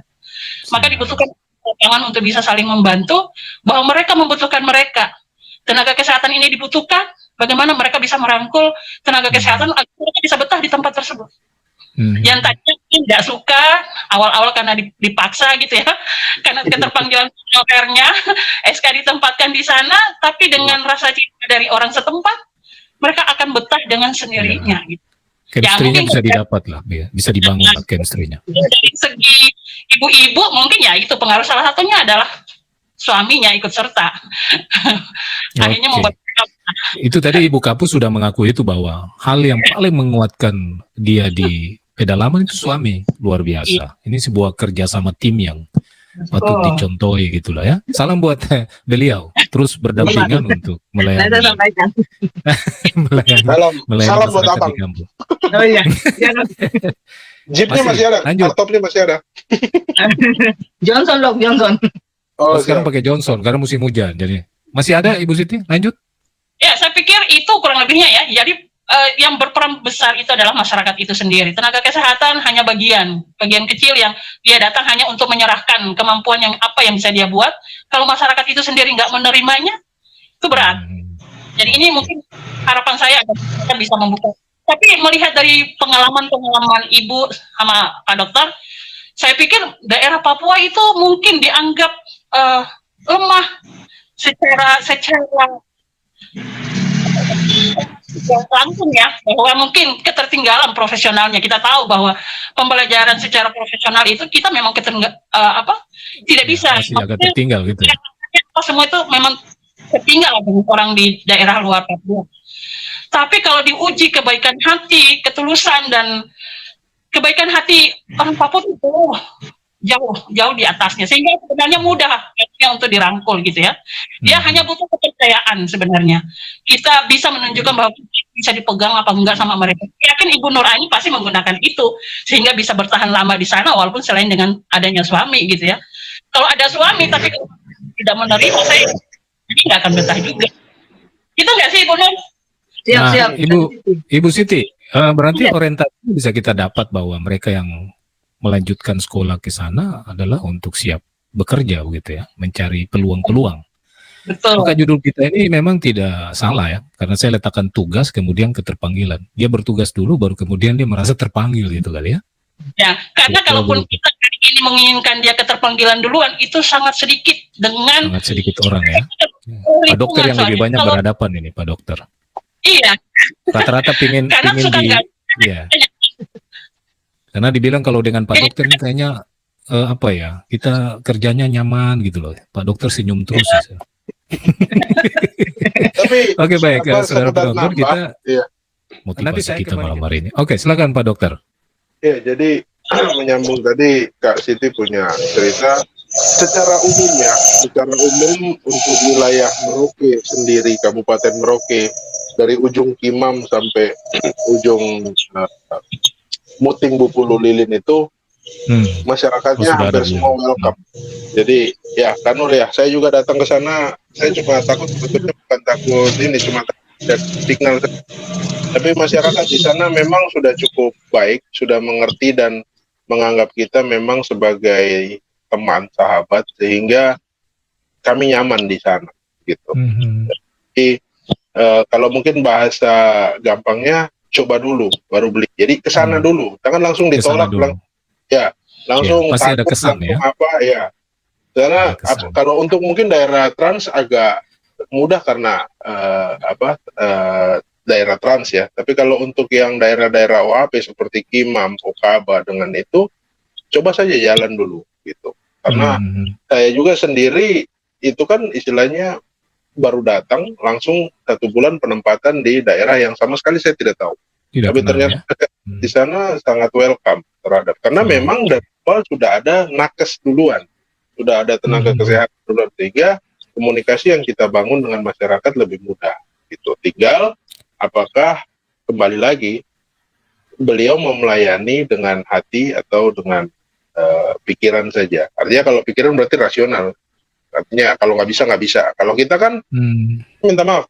Waktu tadi cerita melahirkan itu, waktu itu di Dufmira kalau tidak salah, bidan Siti, Pak bagus Bu istri toh di Dufmira Kanur. itu Ya. ketok rumah saya bahwa ada plasenta yang tertinggal, Retensio placenta. retensio plasenta. Sudah, saya bilang, waduh ini jam 12 malam kita mau pecut dengan motor. Mau tidak mau, suka tidak suka, walaupun lagi tidur namanya dokter dan ini kondisi harus dibantu ya kita jalan. Ya. Nah, salahnya lagi kita lupa dengan perlengkapan perang. Nah, akhirnya setelah kita keluarkan plasentanya, kita mau potong, tidak ada pisau, Pak. Jadi kita potong dengan taji ayam. Oh ya? Jadi hanya ada pisau, ada ini. Dokter, ini saya suami ada taji ayam ini, masih baru bikin. Ya sudah, kita bakar dengan alkohol, kasih steril dia, siram lagi, Ya. baru kita potong dan tali pusat dengan taji ayam. Oh. Jadi memang apa ya, ada ceritanya, dan yang penting itu sudah hati kita Luar mau biasa. melayani benarnya Iya, dengan iya. ini. Pasti ada saja Tuhan akan buka jalan. Ada keberkahan lain ya? Ya, pasti ada berkah lain. Ya, Ibu Iya, Kapus. Saya mau lanjut yang coba. dari Kakak Siti tadi sampaikan mengenai sisipan yang sudah dilakukan di Prodi. Memang di kami ada banyak anak upper masing-masing dengan kepribadian mereka masing-masing, dan itu sangat mempengaruhi pergaulan mereka di masyarakat. Jadi memang saya sangat menghargai kalau memang di Prodi keperawatan itu menyisipkan etika yang utama daripada profesionalisme. Karena memang saya juga menganut istilahnya paham itu, bahwa berapapun seprofesionalnya kamu, kalau kamu tidak pandai membawa diri di masyarakat, maka apapun yang kamu bawa tidak akan ada gunanya. Jadi bagaimana cara kalian tampil di masyarakat, bergaul, bersosialisasi, itu dulu yang harus diutamakan. Baru kita bisa masuk dengan apa yang kita bawa. Karena masyarakat walaupun pintar, walaupun istilahnya mereka tidak tahu kesehatan, tapi mereka bisa lebih pintar melihat sisi yang lain. Dalam arti Iya. kehidupan sosial kita, oh bidan yang sana dia begini-begini, pemantri yang sana dia orangnya begini-begini. Mereka lebih bisa menilai itu, dan itu menjadi bahan buat mereka apakah mereka menerima dia sebagai bagian dari masyarakat atau tidak. Ya. Jadi saya pikir memang istilahnya Jadi etika, kalau karakter memang datang harus dengan pelayanan baik, orang bisa sembuh juga tanpa obat ya. ya. Kan Bisa katanya juga. sentuhanmu adalah obatku. Itu Senyummu adalah dasar-dasar. obatku, sentuhanmu Makanya sampai disentuh, Ibu katanya. Siti di sekolah lebih banyak sisipan. Itu bagus. Iya. Sisipan-sisipan yang karena memang dilihat bahwa kita punya daerah berbeda sehingga kurikulum itu kan secara umum. Saya ingin tanya dulu ke Ibu Kapus tentang Ya. distribusi obat ke Pustu ini. Ya. Apakah itu tiap bulan atau tiap triwulan? Kalau Ada obat ada. Kalau obat biasanya per bulan. Memang kita untuk Pustu baru saja aktif di tahun ini, ada beberapa petugas yang saya taruh di sana. Jadi mereka setiap bulan bikin laporan ke kami. Kadang mereka antar sendiri, kalau memang aksesnya jalan kering mereka antar turun sambil mungkin belanja ke Okaba, mereka kasih masuk laporan, nanti petugasnya siapkan obat, nanti pada saat balik mereka bawa lagi obatnya. Atau kalaupun cuaca buruk, biasanya kami pusling, obat itu Bang kita bawa stoknya lebih. Jadi sampai di sana, teman-teman kalian stok apa yang kurang, kita tinggalkan di sana. Jadi kembalinya stoknya sudah bisa ada, sudah kita saving. Dalam arti obat selalu siaga di Pustu ya? Kalau Selalu obat di ada. Pustu ya. Dengan penyakit-penyakit yang saya tadi tanyakan bahwa saluran pernapasan dan yang sering dipakai ya berarti ya? Jadi adik-adik yang tugas di Guti itu kalau mereka datang, ini beberapa kemarin saya kasih orientasi dulu 2-3 bulan, termasuk di situ nanti ada bekal dari dokternya. Saya minta dokter sehari kasih mereka penyegaran mengenai pengobatan sederhana yang mereka temui nanti di Pustu. Termasuk tindakan-tindakan sederhana yang mereka sudah mungkin dapatkan di pendidikan, diarahkan lagi sama dokter fungsionalnya, baru mereka saya lepas ke Pustu-Pustu begitu. Baik, luar biasa pertemuan kita ini sepertinya baru saja, tapi saya setelah melihat waktu yang kita pergunakan lumayan Cuma 2 tidak jam. telan dan hanyut begitu. Bang, 1 satu jam lagi Bang, 36 menit kita Satu sudah lagi. bertemu. ada cerita saya gimana? buat Ibu Siti. Di sini ada satu alumni, Iya. ada satu alumni di sana, laki-laki terkait tadi dokter bilang bahwa laki-laki pun tolong ibu melahirkan. Jadi ada satu alumni prodi di sana saya tinggalkan di Pustu. Karena saya harus pusling ke 3 kampung di atas, jadi saya bilang dia ada ibu yang mau melahirkan tapi paling belum waktunya, jadi saya tinggal dulu, kamu jaga. Saya baru jalan semalam tidur di satu kampung, sudah dijemput dari puskesmas kalau ibunya sudah sakit-sakit. Akhirnya saya kembali lagi ke puskesmas, dokter dari Nakias dok, saya balik. Woi, Akhirnya saya balik Yes. sampai di puskesmas ibunya sudah melahirkan. Aduh, langsung lemas saya. Ini siapa yang tolong ini? Apa yang tolong? Akhirnya Ternyata atas itu nama tadi. Riki Ramadan Pemantri. Ibu Siti. Iya, Oh. atas nama Riki Ramadan. Jadi saya langsung dia keluar dari ruang bersalin. Saya tanya dia, siapa yang tolong Ricky? Saya, Bu. Oh, tidak mau gitu. Dan masyarakat mau gitu, istilahnya ibunya anak pertama dan mau. Jadi saya pikir poinnya bahwa memang kita harus terus melakukan pendekatan sehingga masyarakat walaupun Pak Mantri yang tugas di Pustu, mereka juga mau ditolong oleh Pak Mantri. Mereka percaya, ya. Mereka percaya. Walaupun memang sulit percaya. Bang, karena mereka kadang laki-laki aja nggak boleh masuk di ruangan bersalin. Ya, itu kan budaya ini kan semua daerah pasti ya. Ya. Kita juga tahu persis bahwa ya kalau ada perempuan, tapi ini kan situasi mendesak dengan taruhannya nyawa, berarti Jadi pilihannya akhirnya cuma anaknya itu. dikasih nama Ricky. Ricky. Wah, luar biasa. Jadi anaknya dikasih nama Jadi Ricky. ya berkat dong ya. Beberapa waktu yang lalu juga saya membaca ada anggota TNI juga yang membantu persalinan. Ini juga kan bagian dari memang keterdesakan kita ya pada situasi. Baik, selamat malam Bang Tahir di Gorontalo. Bisa mendengar? Bang Tahir di Gorontalo bisa dengar?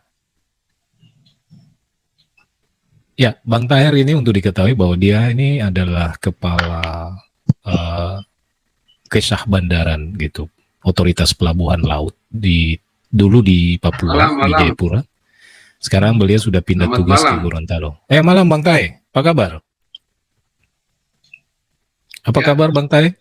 Selamat malam. Malam. Ini ada Pak Dr. Paul, ada Ade Siti, ada Ade Nuraini. Silakan menyapa Bang Tahir dari Gorontalo. Assalamualaikum Bang. Woi, Bang Tahir hilang lagi. Bang Tahir ini tenggelam juga nih. Jadi. Malum orang laut jadi agak ini ya, gelombang. Oh iya, air lagi bagus ini. Iya, kalau di Merauke kan airnya lagi naik turun. Kalau sudah pasang tinggi ya berarti begini sudah. Ya, kita punya nakes yang dari Maluku ini sampai sejauh ini belum. Kebetulan saya mau cerita sedikit, nakes yang di Maluku ini, mereka itu satu bidan persalinan, kayak tadi tuh, Ricky itu. Ricky ini bisa buka juga bidan persalinan. Dia sudah berpengalaman. Nah, di kampung saya itu kan kebanyakan mereka pakai dukun ya. Nah, setelah kesini mulai ada bidan dari anak negeri yang sudah membantu. Tapi itu jadi persoalan gitu loh. Anak pertama itu kan banyak kekhawatiran. Dan kemudian dari sisi finansial mereka tidak mampu untuk membiayai ke kota. Akhirnya nakes yang mengambil peran itu. Luar biasa. Saya melihat bahwa ini perlu dicontoh. Perlu kita munculkan untuk diketahui publik. Sehingga bisa merangsang kita semuanya berbuat. Bang Tahir bisa dengar? Oke, Ibu Siti tadi terkait dengan itu. Menarik juga itu Ricky Ramadan ya. Ya. Itu salah satu sisipan dari Ibu juga, dari Ibu Siti. Sisipan. Program sisipan. Program sisipan, ya. Itu mesti dihadirkan supaya kita tanya perasaannya bagaimana. Kan begitu.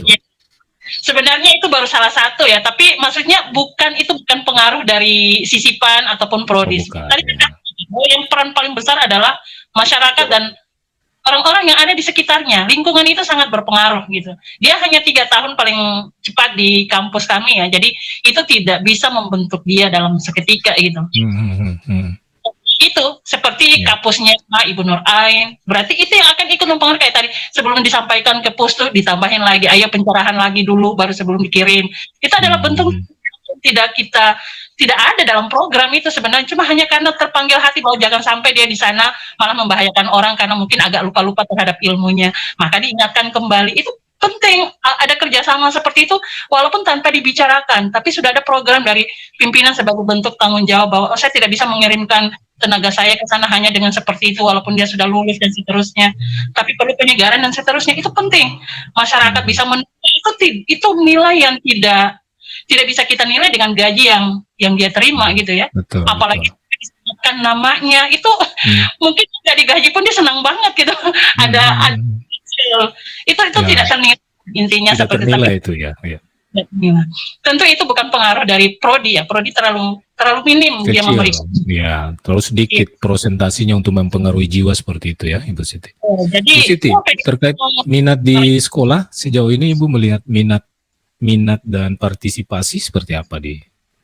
Ya, memang harus diakui ya, seperti tadi kata Dr. Paul, semakin hari malah ditanya tentang keterpanggilan ke daerah pedalaman itu tinggi apa enggak, semakin menurun. Memang iya benar, itu terbukti ya. Karena memang harus suka nggak suka kita akui bahwa penerimaan hari ini itu sudah lebih banyak orientasinya berpindah, memang berpindah untuk mendapatkan pekerjaan, ya, terutama semakin hari berpindah dari pedalaman ke kota gitu. Kalau dulu terpanggil untuk tugas dulu, tapi masih bisa memilih ke pedalaman karena masih mudah-mudahan tidak terlalu banyak pengaruhnya dulu, karena mungkin internetnya apa sistemnya tidak terlalu membuat dia terlena gitu ya. Kalau hari ini sudah terlalu banyak fasilitas yang dia rasakan di kota, dia semakin ngapain saya sudah bisa merasakan handphone, terus saya harus berada di daerah yang tidak lagi bisa megang, itu dia punya diri lagi gitu ya. Jadi memang itu tantangannya, bahwa mahasiswa hari ini kenyataannya adalah dia memang masuk aja udah nggak keterpanggilan itu sangat sedikit gitu. Itu yang terkadang mereka lebih banyak disponsori atau dikuatkan oleh orang tuanya gitu loh, bahwa orang tua lebih berminat bahwa anaknya harus masuk di situ karena mungkin lebih banyak orang tua yang bermimpi gitu ya ketimbang anaknya. Iya, seperti itu sih. Seberapa besar kebijakan dan kearifan yang dilakukan untuk merekrut tenaga medis anak-anak asli? Sebenarnya besar ya, kita itu memberikan peluang 80% bahkan untuk mereka. 80%. Tapi kelemahannya adalah mereka itu datang lebih banyak karena keinginan Indonesia. Itu yang paling banyak. Otomatis ini mempengaruhi partisipasi dia ya di sekolah. Sangat mempengaruhi. Oke. Baik, kita sudah 1 jam 44 menit. Mungkin kita berada di penghujung, untuk sisa waktu nanti closing statement. Tapi saya coba menyapa Bang Taher dulu. Bang Taher, bisa dengar? Ya, bagus nih. Oke, woi, cakep banget nih Bang. Nah, assalamualaikum. Waalaikumsalam, selamat malam. Ada Bung Dr. Paul, ada Denuraini, ada Siti. Silakan menyapa. Ya. Selamat malam Pak Dr. Paul. Selamat malam Pak Tahir. Hormat. Malam Ade Siti. Malam Bapak. Iya, di Nuraini ini menarik sekali. Saya ini mungkin menarik sekali dengan Ibu Nuraini tadi. Ya, silakan. Melayani dengan keterpanggilan hati tuh. Ini kita bicara antara tugas dan hati kan. Ya. Artinya rata-rata itu kita di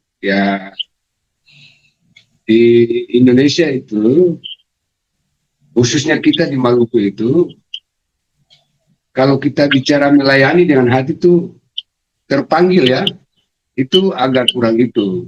Kadang itu karena tugas aja, ya sudah selesai tugas itu habis. Tapi menarik juga ada Nurain tadi menyampaikan bahwa kita di sana itu kerja 24 jam. Nah, saya melihat contoh ini yang ada jangan saya ambil skop yang terlalu jauh di Uren itu. Nah, itu kita di sana, pustu itu tapi tidak diberdayakan dengan baik. Tidak diberdayakan dengan baik. Ada, gedungnya, kantornya. Nah, cuma setelah kita tanyakan bahwa bantuan pemerintah itu sangat terbatas sekali. Ini jika kita bandingkan dengan disampaikan oleh Ibu Nurain tadi, bahwa memang sungguh luar biasa itu yang dilakukan oleh Nurain itu. Melayani pemerintah Papua itu luar biasa. Luar biasa, itu sangat luar biasa. Kalau bandingkan antara Papua dengan wilayah Maluku ya, Papua itu kan, ya kita mau bilang sudah ada di benak orang itu bahwa Papua itu terkebelakang. Tapi ini sudah terbalik ini. Iya, terbalik. Nah, kira-kira menurut Ibu Nuraini sendiri, apa yang membuat Ibu Nuraini itu sehingga merasa terpanggil untuk melakukan hal itu? Nah, kemudian saya balik ke Ade Siti. Ade Siti ini, kan kita bicarakan tentang pemberdayaan SDM. Artinya, kalau saya bandingkan antara Papua dengan yang saya ambil jauh-jauh, di kampung saya saja, saya dengan Il punya kampung ini, kita bertiga punya kampung ini, itu banyak tenaga kesehatan yang notabene-nya itu bidang, tapi tidak diberdayakan dengan itu. Tidak diberdayakan bahwa, ya, bantuan pemerintah terhadap mereka itu kecil sekali. Nah, kira-kira Ade Siti bisa memberikan solusi itu terkait dengan keadaan kondisi kita yang ada di negeri sekarang. Silakan.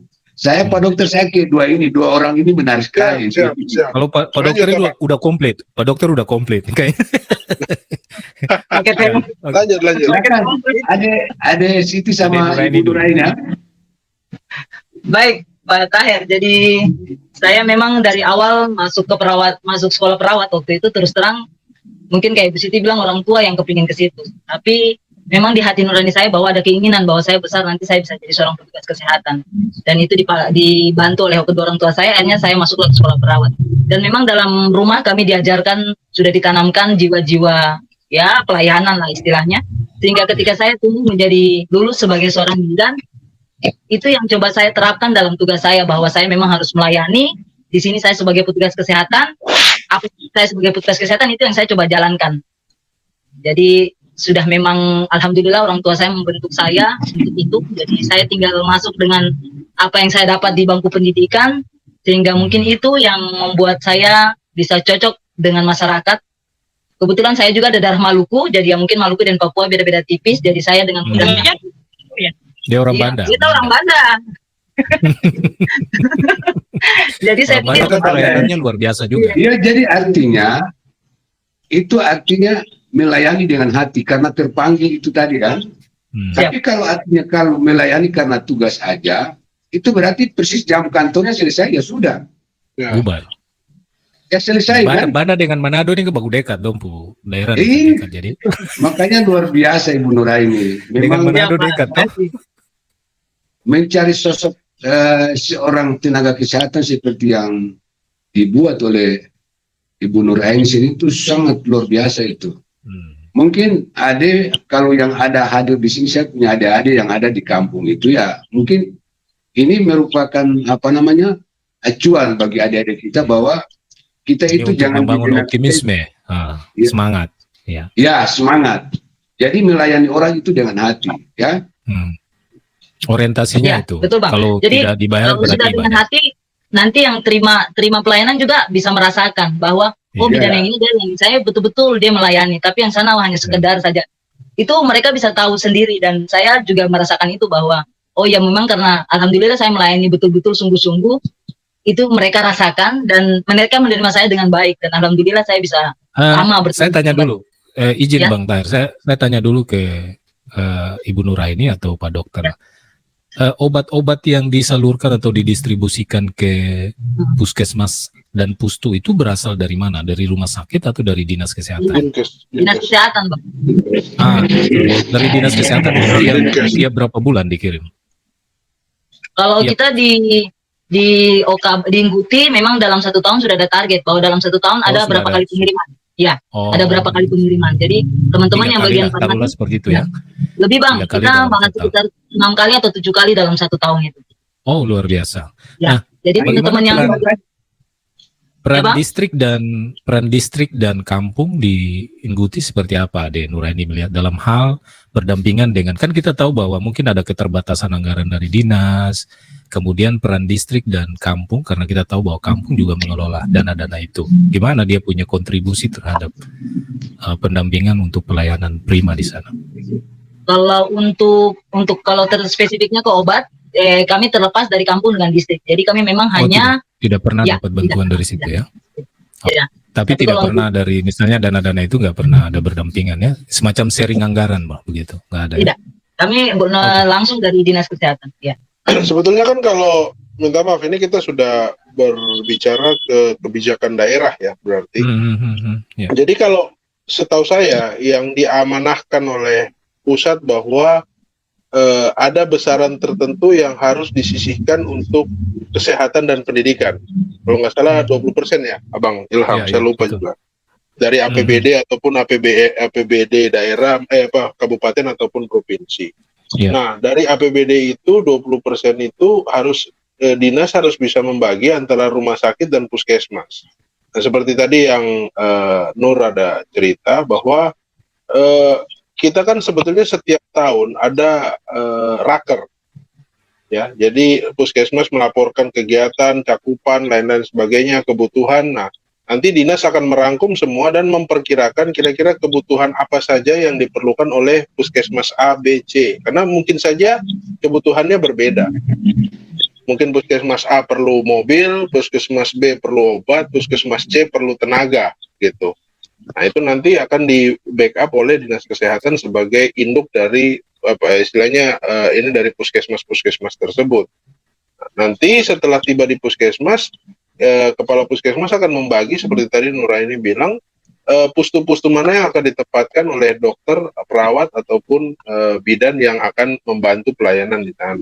Nah, kalau ternyata ada ketidaksinkronan ataupun ada permasalahan bahwa Pemda kurang memberikan support, ya akan sulit dan nanti efeknya akan jatuh ke masyarakat. Karena setahu saya ADK itu atau dana kampung itu sebagian besar untuk swadaya masyarakat memperbaiki kampungnya, bukan untuk kesehatan lagi begitu. Jadi jangan sampai dengan adanya ADK dianggap ini nanti tinggal minta dari ADK saja. Kayaknya itu nanti salah kaprah gitu. Itu mungkin dari saya Pak Tahir. Izin kalau salah mungkin dikoreksi. Oke, lanjut Pak Dokter. Ini kita bicara infrastruktur dengan kesehatan. Sebenarnya itu kita mulai dari mana ya? Infrastruktur dulu atau kesehatan dulu? Pelayanannya ya. Ya, kalau pengalaman saya yang kemarin bahwa ada beberapa tempat gedung puskesmas itu tidak terlalu bagus ya. Tetapi yang penting ada dulu tenaganya dan peralatannya dan itu. Nah, nanti seiring berjalan waktu ya tentu otomatis seperti sekarang puskesmas apalagi sudah ada prototipe.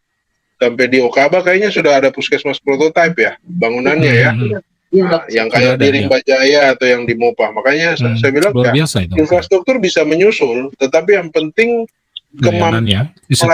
Jadi mungkin kayak contoh kayak kemarin kita di Okaba, walaupun mungkin puskesmasnya terbatas, puskesmasnya ini yang penting ada dokter dan ada obat-obat dan itunya itu nanti tempat bisa menyusul gitu.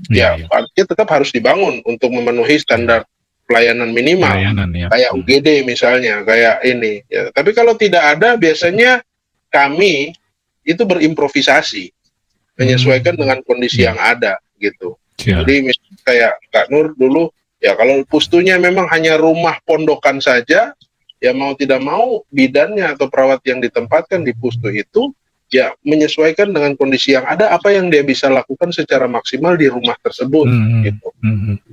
Itu jadi dikhawatirkan tempatnya bagus tapi tidak ada nakesnya. Nah, ini itu.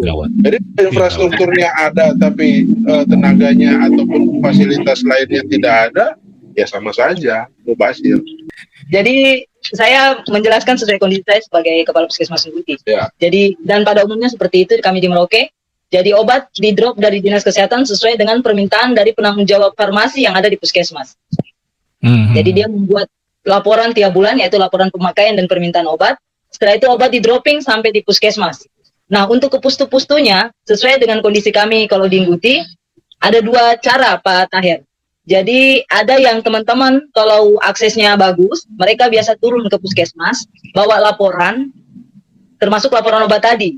Nanti pada saat mereka balik, mereka bawa obat itu, keperluan mereka di pustu. Atau yang kedua, jika cuaca buruk dan mereka tidak bisa mengakses ke puskesmas, kami yang ke pustu, sekaligus kami pelayanan rutin di sana. Jadi seperti saya jelaskan tadi di muka bahwa kami bawa stoknya agak lebih, peluru yang kami bawa agak lebih, sesampai di pustu, penanggung jawabnya tinggal pisahkan saja, ini kamu punya jatah bulan ini, berapa yang kamu perlukan, sisanya kami bawa kembali ke puskesmas. Sepanjang perjalanan ini belum pernah mereka mengeluh tentang kekurangan itu ya? Iya. Paling kalau kekurangan tidak bang, biasanya memang di dinas kadang stok obat ada beberapa item yang kosong, tetapi bisa disikapi dengan kami bisa belanja juga pakai sumber dana yang lain kalau memang obat itu emergensi kami perlukan puskesmas. Oh iya, artinya tidak salah juga, bisa swing ya? Iya, kalau untuk di Nguti masih bisa, cuman memang terkadang akses saja pengiriman dari Merauke ke Okaba kan ada mungkin pakai kapal, kemudian dari Okaba ke kami itu yang memang biasanya agak terlambat, tapi ya sepanjang ini masih bisa kami biasanya pinjam dulu ke Okaba, nanti kami gantikan. Improve disitulah seperti Dokter Paul bilang ya, tadi. Itu bagian improvisasi ya. Istilahnya sistem yang dibangun di puskesmas itu mungkin yang harus diperkuat lagi, sehingga mungkin hal-hal terkait ketersediaan obat di pustu bisa diatasi. Artinya saya kurang tahu juga kondisi di sana, tidak tahu kondisi di sana, jadi pimpinan puskesmas itu seharusnya bisa membangun suatu komunikasi yang baik ataupun teknis yang baik sehingga dropping obat tadi tidak terlambat ataupun ada hal yang perlu diakses ke puskesmas ataupun puskesmas ke pustu itu bisa berjalan dengan baik. Jadi kalau kayak tadi Kak Nur sudah jelaskan, dan biasanya juga dalam permintaan obat, kami di puskesmas biasanya menyediakan buffer stock, menghitung buffer stock. Jadi seandainya ada stok persediaan yang dihitung lebih, Bang. Jadi kalau misalnya kita butuh sebetulnya 1 bulan 100, tapi kita hitung 120, karena jangan sampai jalan putus, obat tidak ada di dinas, ya toh, atau mungkin ada hal-hal lain yang di luar perkiraan sehingga terjadi ketidakjelasan dalam hal pengiriman obat. Jadi biasanya kita lebihkan, biasanya 20-30%. Gitu. Jadi misalnya kebutuhan 1 tahun 1.000, ya kita hitung 1.300. 1.200 ya, kira-kira begitu. 1.200, 1.300. Jangan sampai akhir tahun, biasanya kan akhir tahun itu kan kita nggak bisa bergerak toh, nggak bisa beli obat, nggak bisa ini, ya toh karena tutup buku. Nanti tunggu APBD berikutnya. Nah biasanya kita sudah hitung untuk 2-3 bulan itu kita sediakan stoknya agar supaya jangan masyarakat butuh tidak ada obatnya. Apalagi daerah-daerah yang jauh kayak Kak Nur di Ngguti atau di mungkin nanti di Kimam. Kalau mungkin daerah-daerah perkotaan kayak kalau kita ini Tanah Miring atau Semangga atau Kuprik ya itu mungkin tidak bermasalah ya toh. Bisa cari akal istilahnya. Tapi kalau yang bisa beli di apotik dulu lah gitu. Tapi kalau yang di pedalaman ini kan susah bergerak. Iya. Gitu. Biasanya ada buffer stock yang kita hitung juga untuk mencegah jangan sampai terjadinya hal-hal yang tidak diinginkan dalam pengiriman obat. Apa kira-kira yang melatar belakangi Adesiti sampai merasa orang yang dekat di sana tuh harus jauh ke Papua? Artinya karena itu ya mau sifat kemandirian begitu ya? Ya coba Adesiti. Iya baik.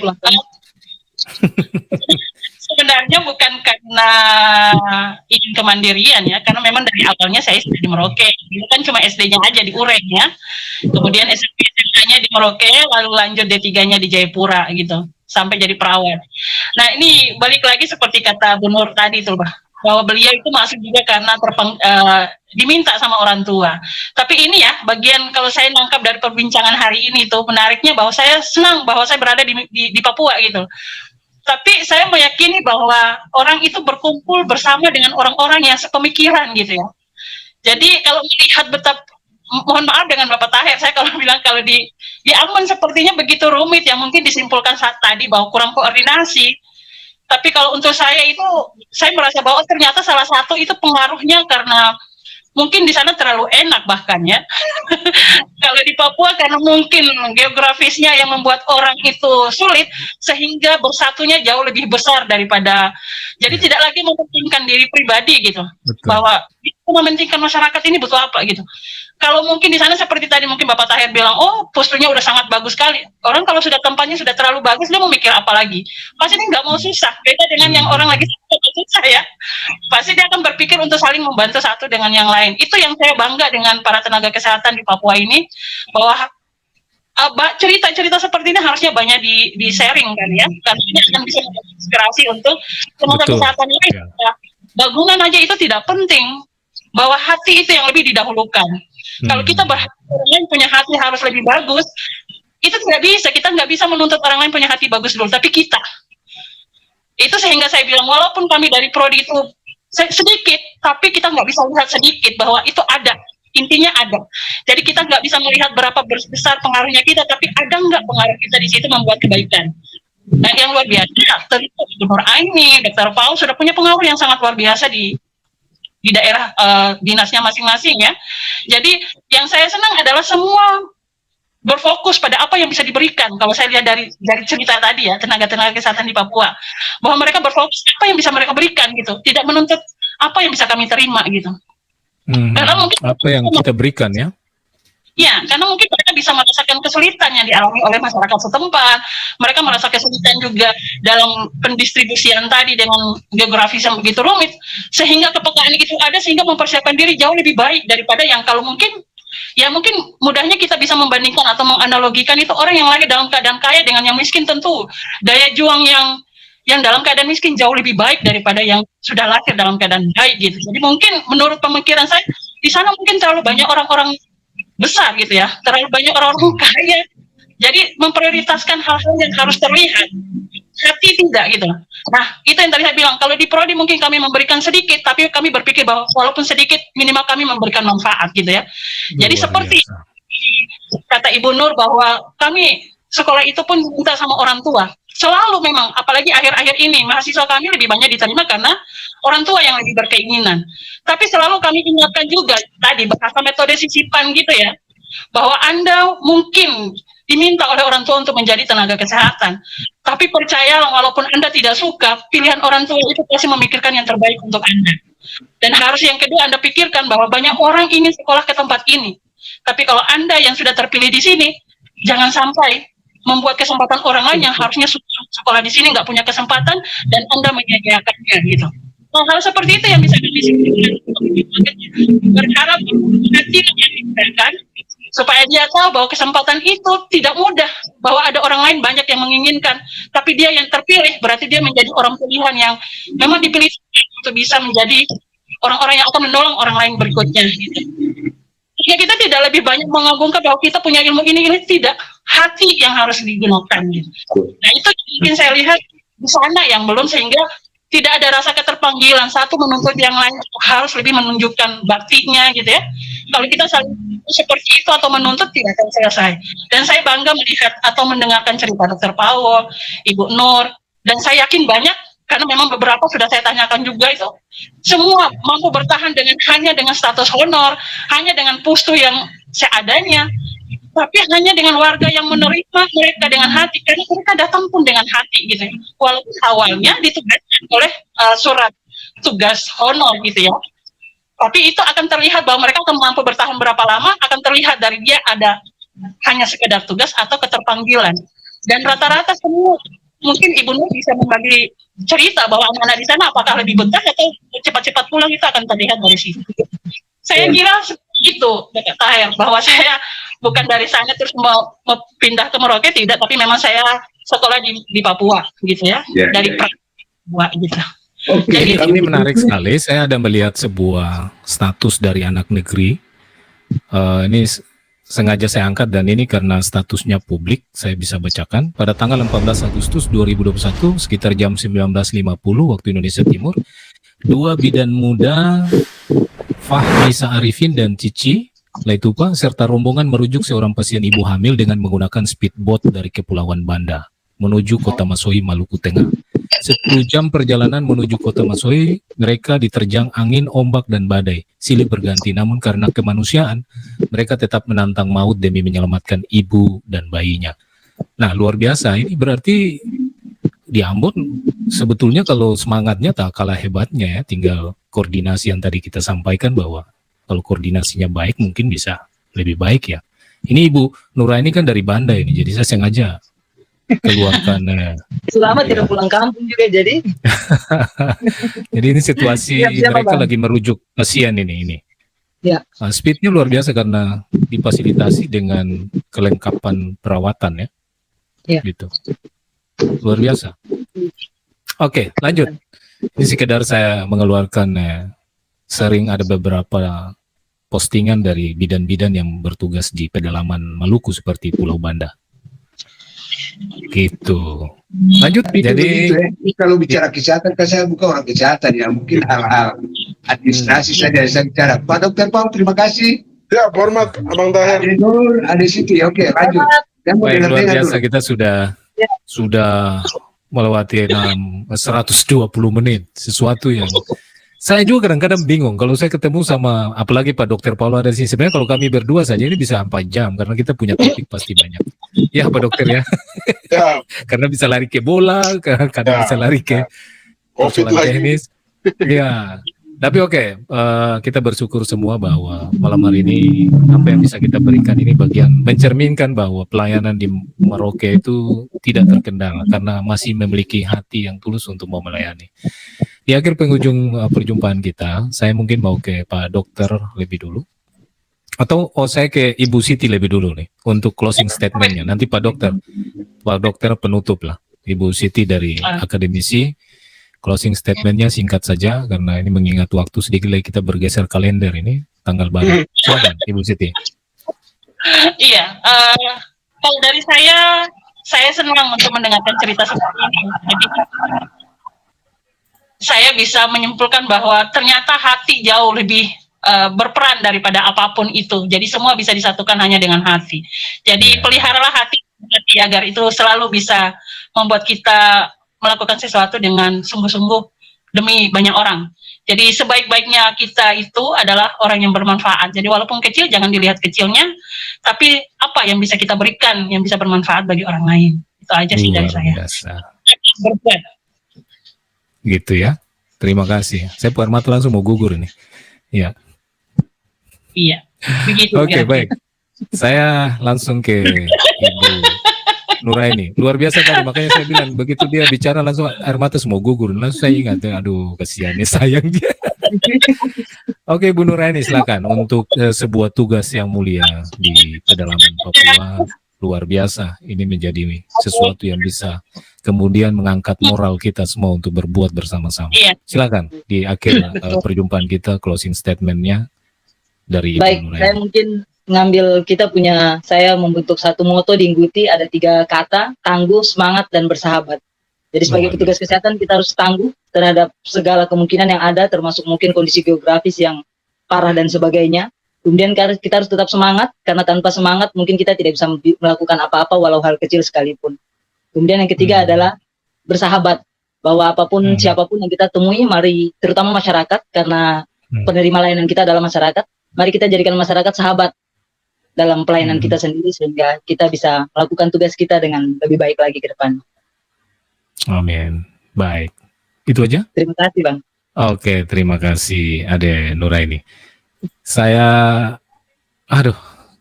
luar biasa. Pokoknya luar biasa deh. Perfect. Kepada Bapak Dokter. Nah, ini perjumpaan kita ini baru saya tahu kalau Bapak Dokter pernah di Okaba.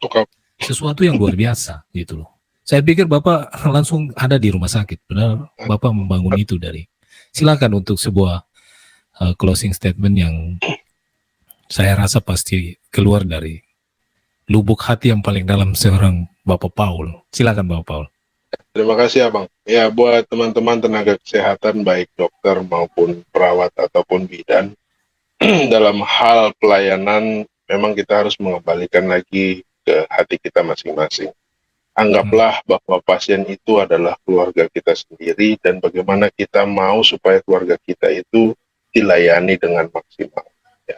Jangan pernah memandang pasien itu sebagai objek, tapi pandanglah pasien itu sebagai sebuah subjek. Ya. Dengan begitu, apabila kita melayani dengan hati, saya yakin dan percaya berdasarkan pengalaman juga mungkin teman-teman yang lain bahwa Tuhan akan membuka jalan.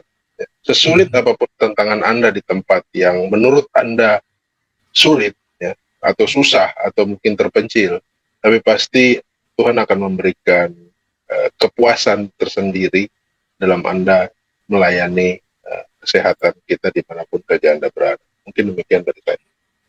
Oke, terima kasih Bapak Dokter.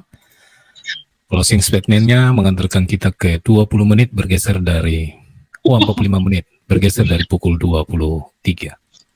10 menit lagi ganti tanggal. Sedikit lagi kita ganti tanggal ini. Ini biasanya saya tahu bahwa Pak Dokter, adik-adik saya ini tidak pernah begadang, tapi malam hari ini terus begadang, tiba-tiba kita sudah berada di waktu sekarang. Luar biasa, itu berarti kita hanyut dalam emosional. Oke Bang Tahir, saya pingin sesuatu dari Bang Tahir di akhir perjumpaan. Bang mungkin baru masuk di pertengahan, kami sudah cerita panjang lebar. Tapi intinya, ya, publik sudah mendengar, publik sudah menyaksikan ketulusan hati dari nakes-nakes yang hadir malam hari ini, luar biasa. Tadi kalau 2 dari Maluku hadir lagi berarti melengkapi atau menyempurnakan pertemuan kita. Nah, Bang Tahir harus menyempurnakan itu. Silakan di perjumpaan kita. Ya, baik, kasih. Ya, jadi kalau saya melihat narasumber yang dari Papua semua ini, memang cukup luar biasa. Artinya slogan yang ada di Dokter, kemudian ada Siti, kemudian ada Nur, Itu slogannya itu kan slogan melayani dengan hati. Nah ini paling sulit sekali. Ya, paling sulit sekali yang memang kita dapatkan orang-orang seperti itu. Ya, terasa cukup luar biasa apa yang diutarakan oleh Pak Dokter sendiri. Kemudian saya punya adik cewek 2 orang ini. Jadi mungkin dari sifat pelayanan yang ada di semua, bahwa pelayanan yang kalian lakukan adalah pelayanan kemanusiaan. Kita berharap bahwa kalian juga, termasuk Pak Dokter ini, kan rata-rata kita dari luar kan. Nah mungkin bagaimana bisa memberikan satu gebrakan-gebrakan yang ada di sana di Papua, sehingga bahwa kita betul orang dari luar Papua itu memang betul-betul melaksanakan tugas dengan penuh kemanusiaan di sana. Ada waktu ketemu ke Manado untuk itu. Adik silakan juga kalau datang supaya ketemu sama-sama dengan Pak Dokter di Manado dulu. Oke, terima kasih atas Terima kasih, luar biasa. Pak Tahir. hadir dulu. Saudara semua, Semoga ini Tuhan Yang Maha Esa memberikan rahmat berupa kesehatan untuk menjalankan tugas-tugas di Papua dengan baik. Terima kasih. Insyaallah. Amin. Assalamualaikum, selamat malam. Waalaikumsalam. Waalaikumsalam warahmatullahi wabarakatuh. Makasih Bang Tae. Bang Tae ini adalah bersama-sama dengan saya kita menggagas untuk mengangkat moral dan kepercayaan diri dari anak-anak Maluku, anak-anak negeri. Maka sebetulnya tujuan kami malam hari ini adalah menghadirkan pelayanan di Papua, kemudian menghadirkan juga sosok-sosok yang menginspirasi di Maluku, karena pada dalam tanda kutip ada beberapa kecurigaan yang tumbuh dan berkembang di kalangan masyarakat yang seperti kita sudah baru diskusikan itu, semacam ketidakpercayaan, kecurigaan. Maka kalau kita bercerita maka terbongkar ada bantuan atau tidak, karena bisa saja orang kemudian semacam penggiringan opini untuk menilai bahwa semua ini dilakukan dengan bisnis dan sebagainya. Fitnah itu memang tidak bisa dihindari, maka salah satu hal yang paling baik adalah mari kita orang bercerita, kemudian kita mengungkapkan fakta-fakta, dan fakta-fakta itulah kemudian meminimalisir kecurigaan dan dugaan orang. Luar biasa, sudah 2 jam lebih kita bertemu, dan banyak hal kita bisa mengambil dari bagaimana nakes kita bertugas di pedalaman. Luar biasa dari Ade Nuraini, apa yang saya dapatkan malam hari ini, sebuah keceriaan, sukacita, tanpa saya melihat ada sisi dukanya, tapi sukacita melayani. Ini bagian dari hasil sisipan. Ini juga mungkin merupakan bagian menampil, karena ya mungkin berimbang, tapi yang dilihat adalah mudah-mudahan ada keberkahan lain dari sisi pelayanan ini. Ini tentu hasil dari kolaborasi para akademisi untuk sisi Mississippi. Kemudian Bang Tae masuk dengan beberapa harapan untuk bagaimana membangkitkan sebuah kepercayaan adalah kita berdiskusi. Sayang sekali salah satu bidan yang di negeri Maluku tidak bisa hadir juga seorang profesi mantri yang selama ini menjadi tulang punggung kesehatan, karena kalau kita berbicara tentang dana desa di dalam peraturan undang-undang desa itu menempatkan desa sehat itu pada poin ketiga. Artinya ketika melihat pendampingan atau puskesmas itu punya keterbatasan, maka dana desa itu pun bisa dimanfaatkan untuk hal-hal ketika kita tahu bahwa sangat emergensi di suatu daerah membutuhkan pelayanan kesehatan. Karena itu bagian daripada membangun SDM yang baik. Kita jumpa lagi di lain waktu dan kesempatan. Terima kasih Pak Dr. Faul. Mudah-mudahan terus ya kondisi sehat, semangat untuk melayani. Tentunya pengalaman di Okaba sudah di kota lebih gencar lagi. Ade Nurul Aini yang ada di Ingguti, terus semangat. Kita berharap ke depan jauh lebih baik untuk dukungan saluran transportasi darat supaya bisa memperlancar tujuan-tujuan pelayanan. Ya. Ibu Siti yang ada di Prodi, mudah-mudahan dengan mendengar diskusi kita malam hari ini makin banyak mahasiswa yang mendekat ke Ibu untuk mendapatkan motivasi sisifan. Kita berjumpa lagi Bang Tay. Terima kasih Bang Tay. Sekian kali ini setelah hadir. Acara ini bisa ditonton di YouTube. Nanti saya akan siarkan. Sepertinya ada komentar terakhir ini. Ada 2 komentar yang masuk. Saya coba lihat dulu.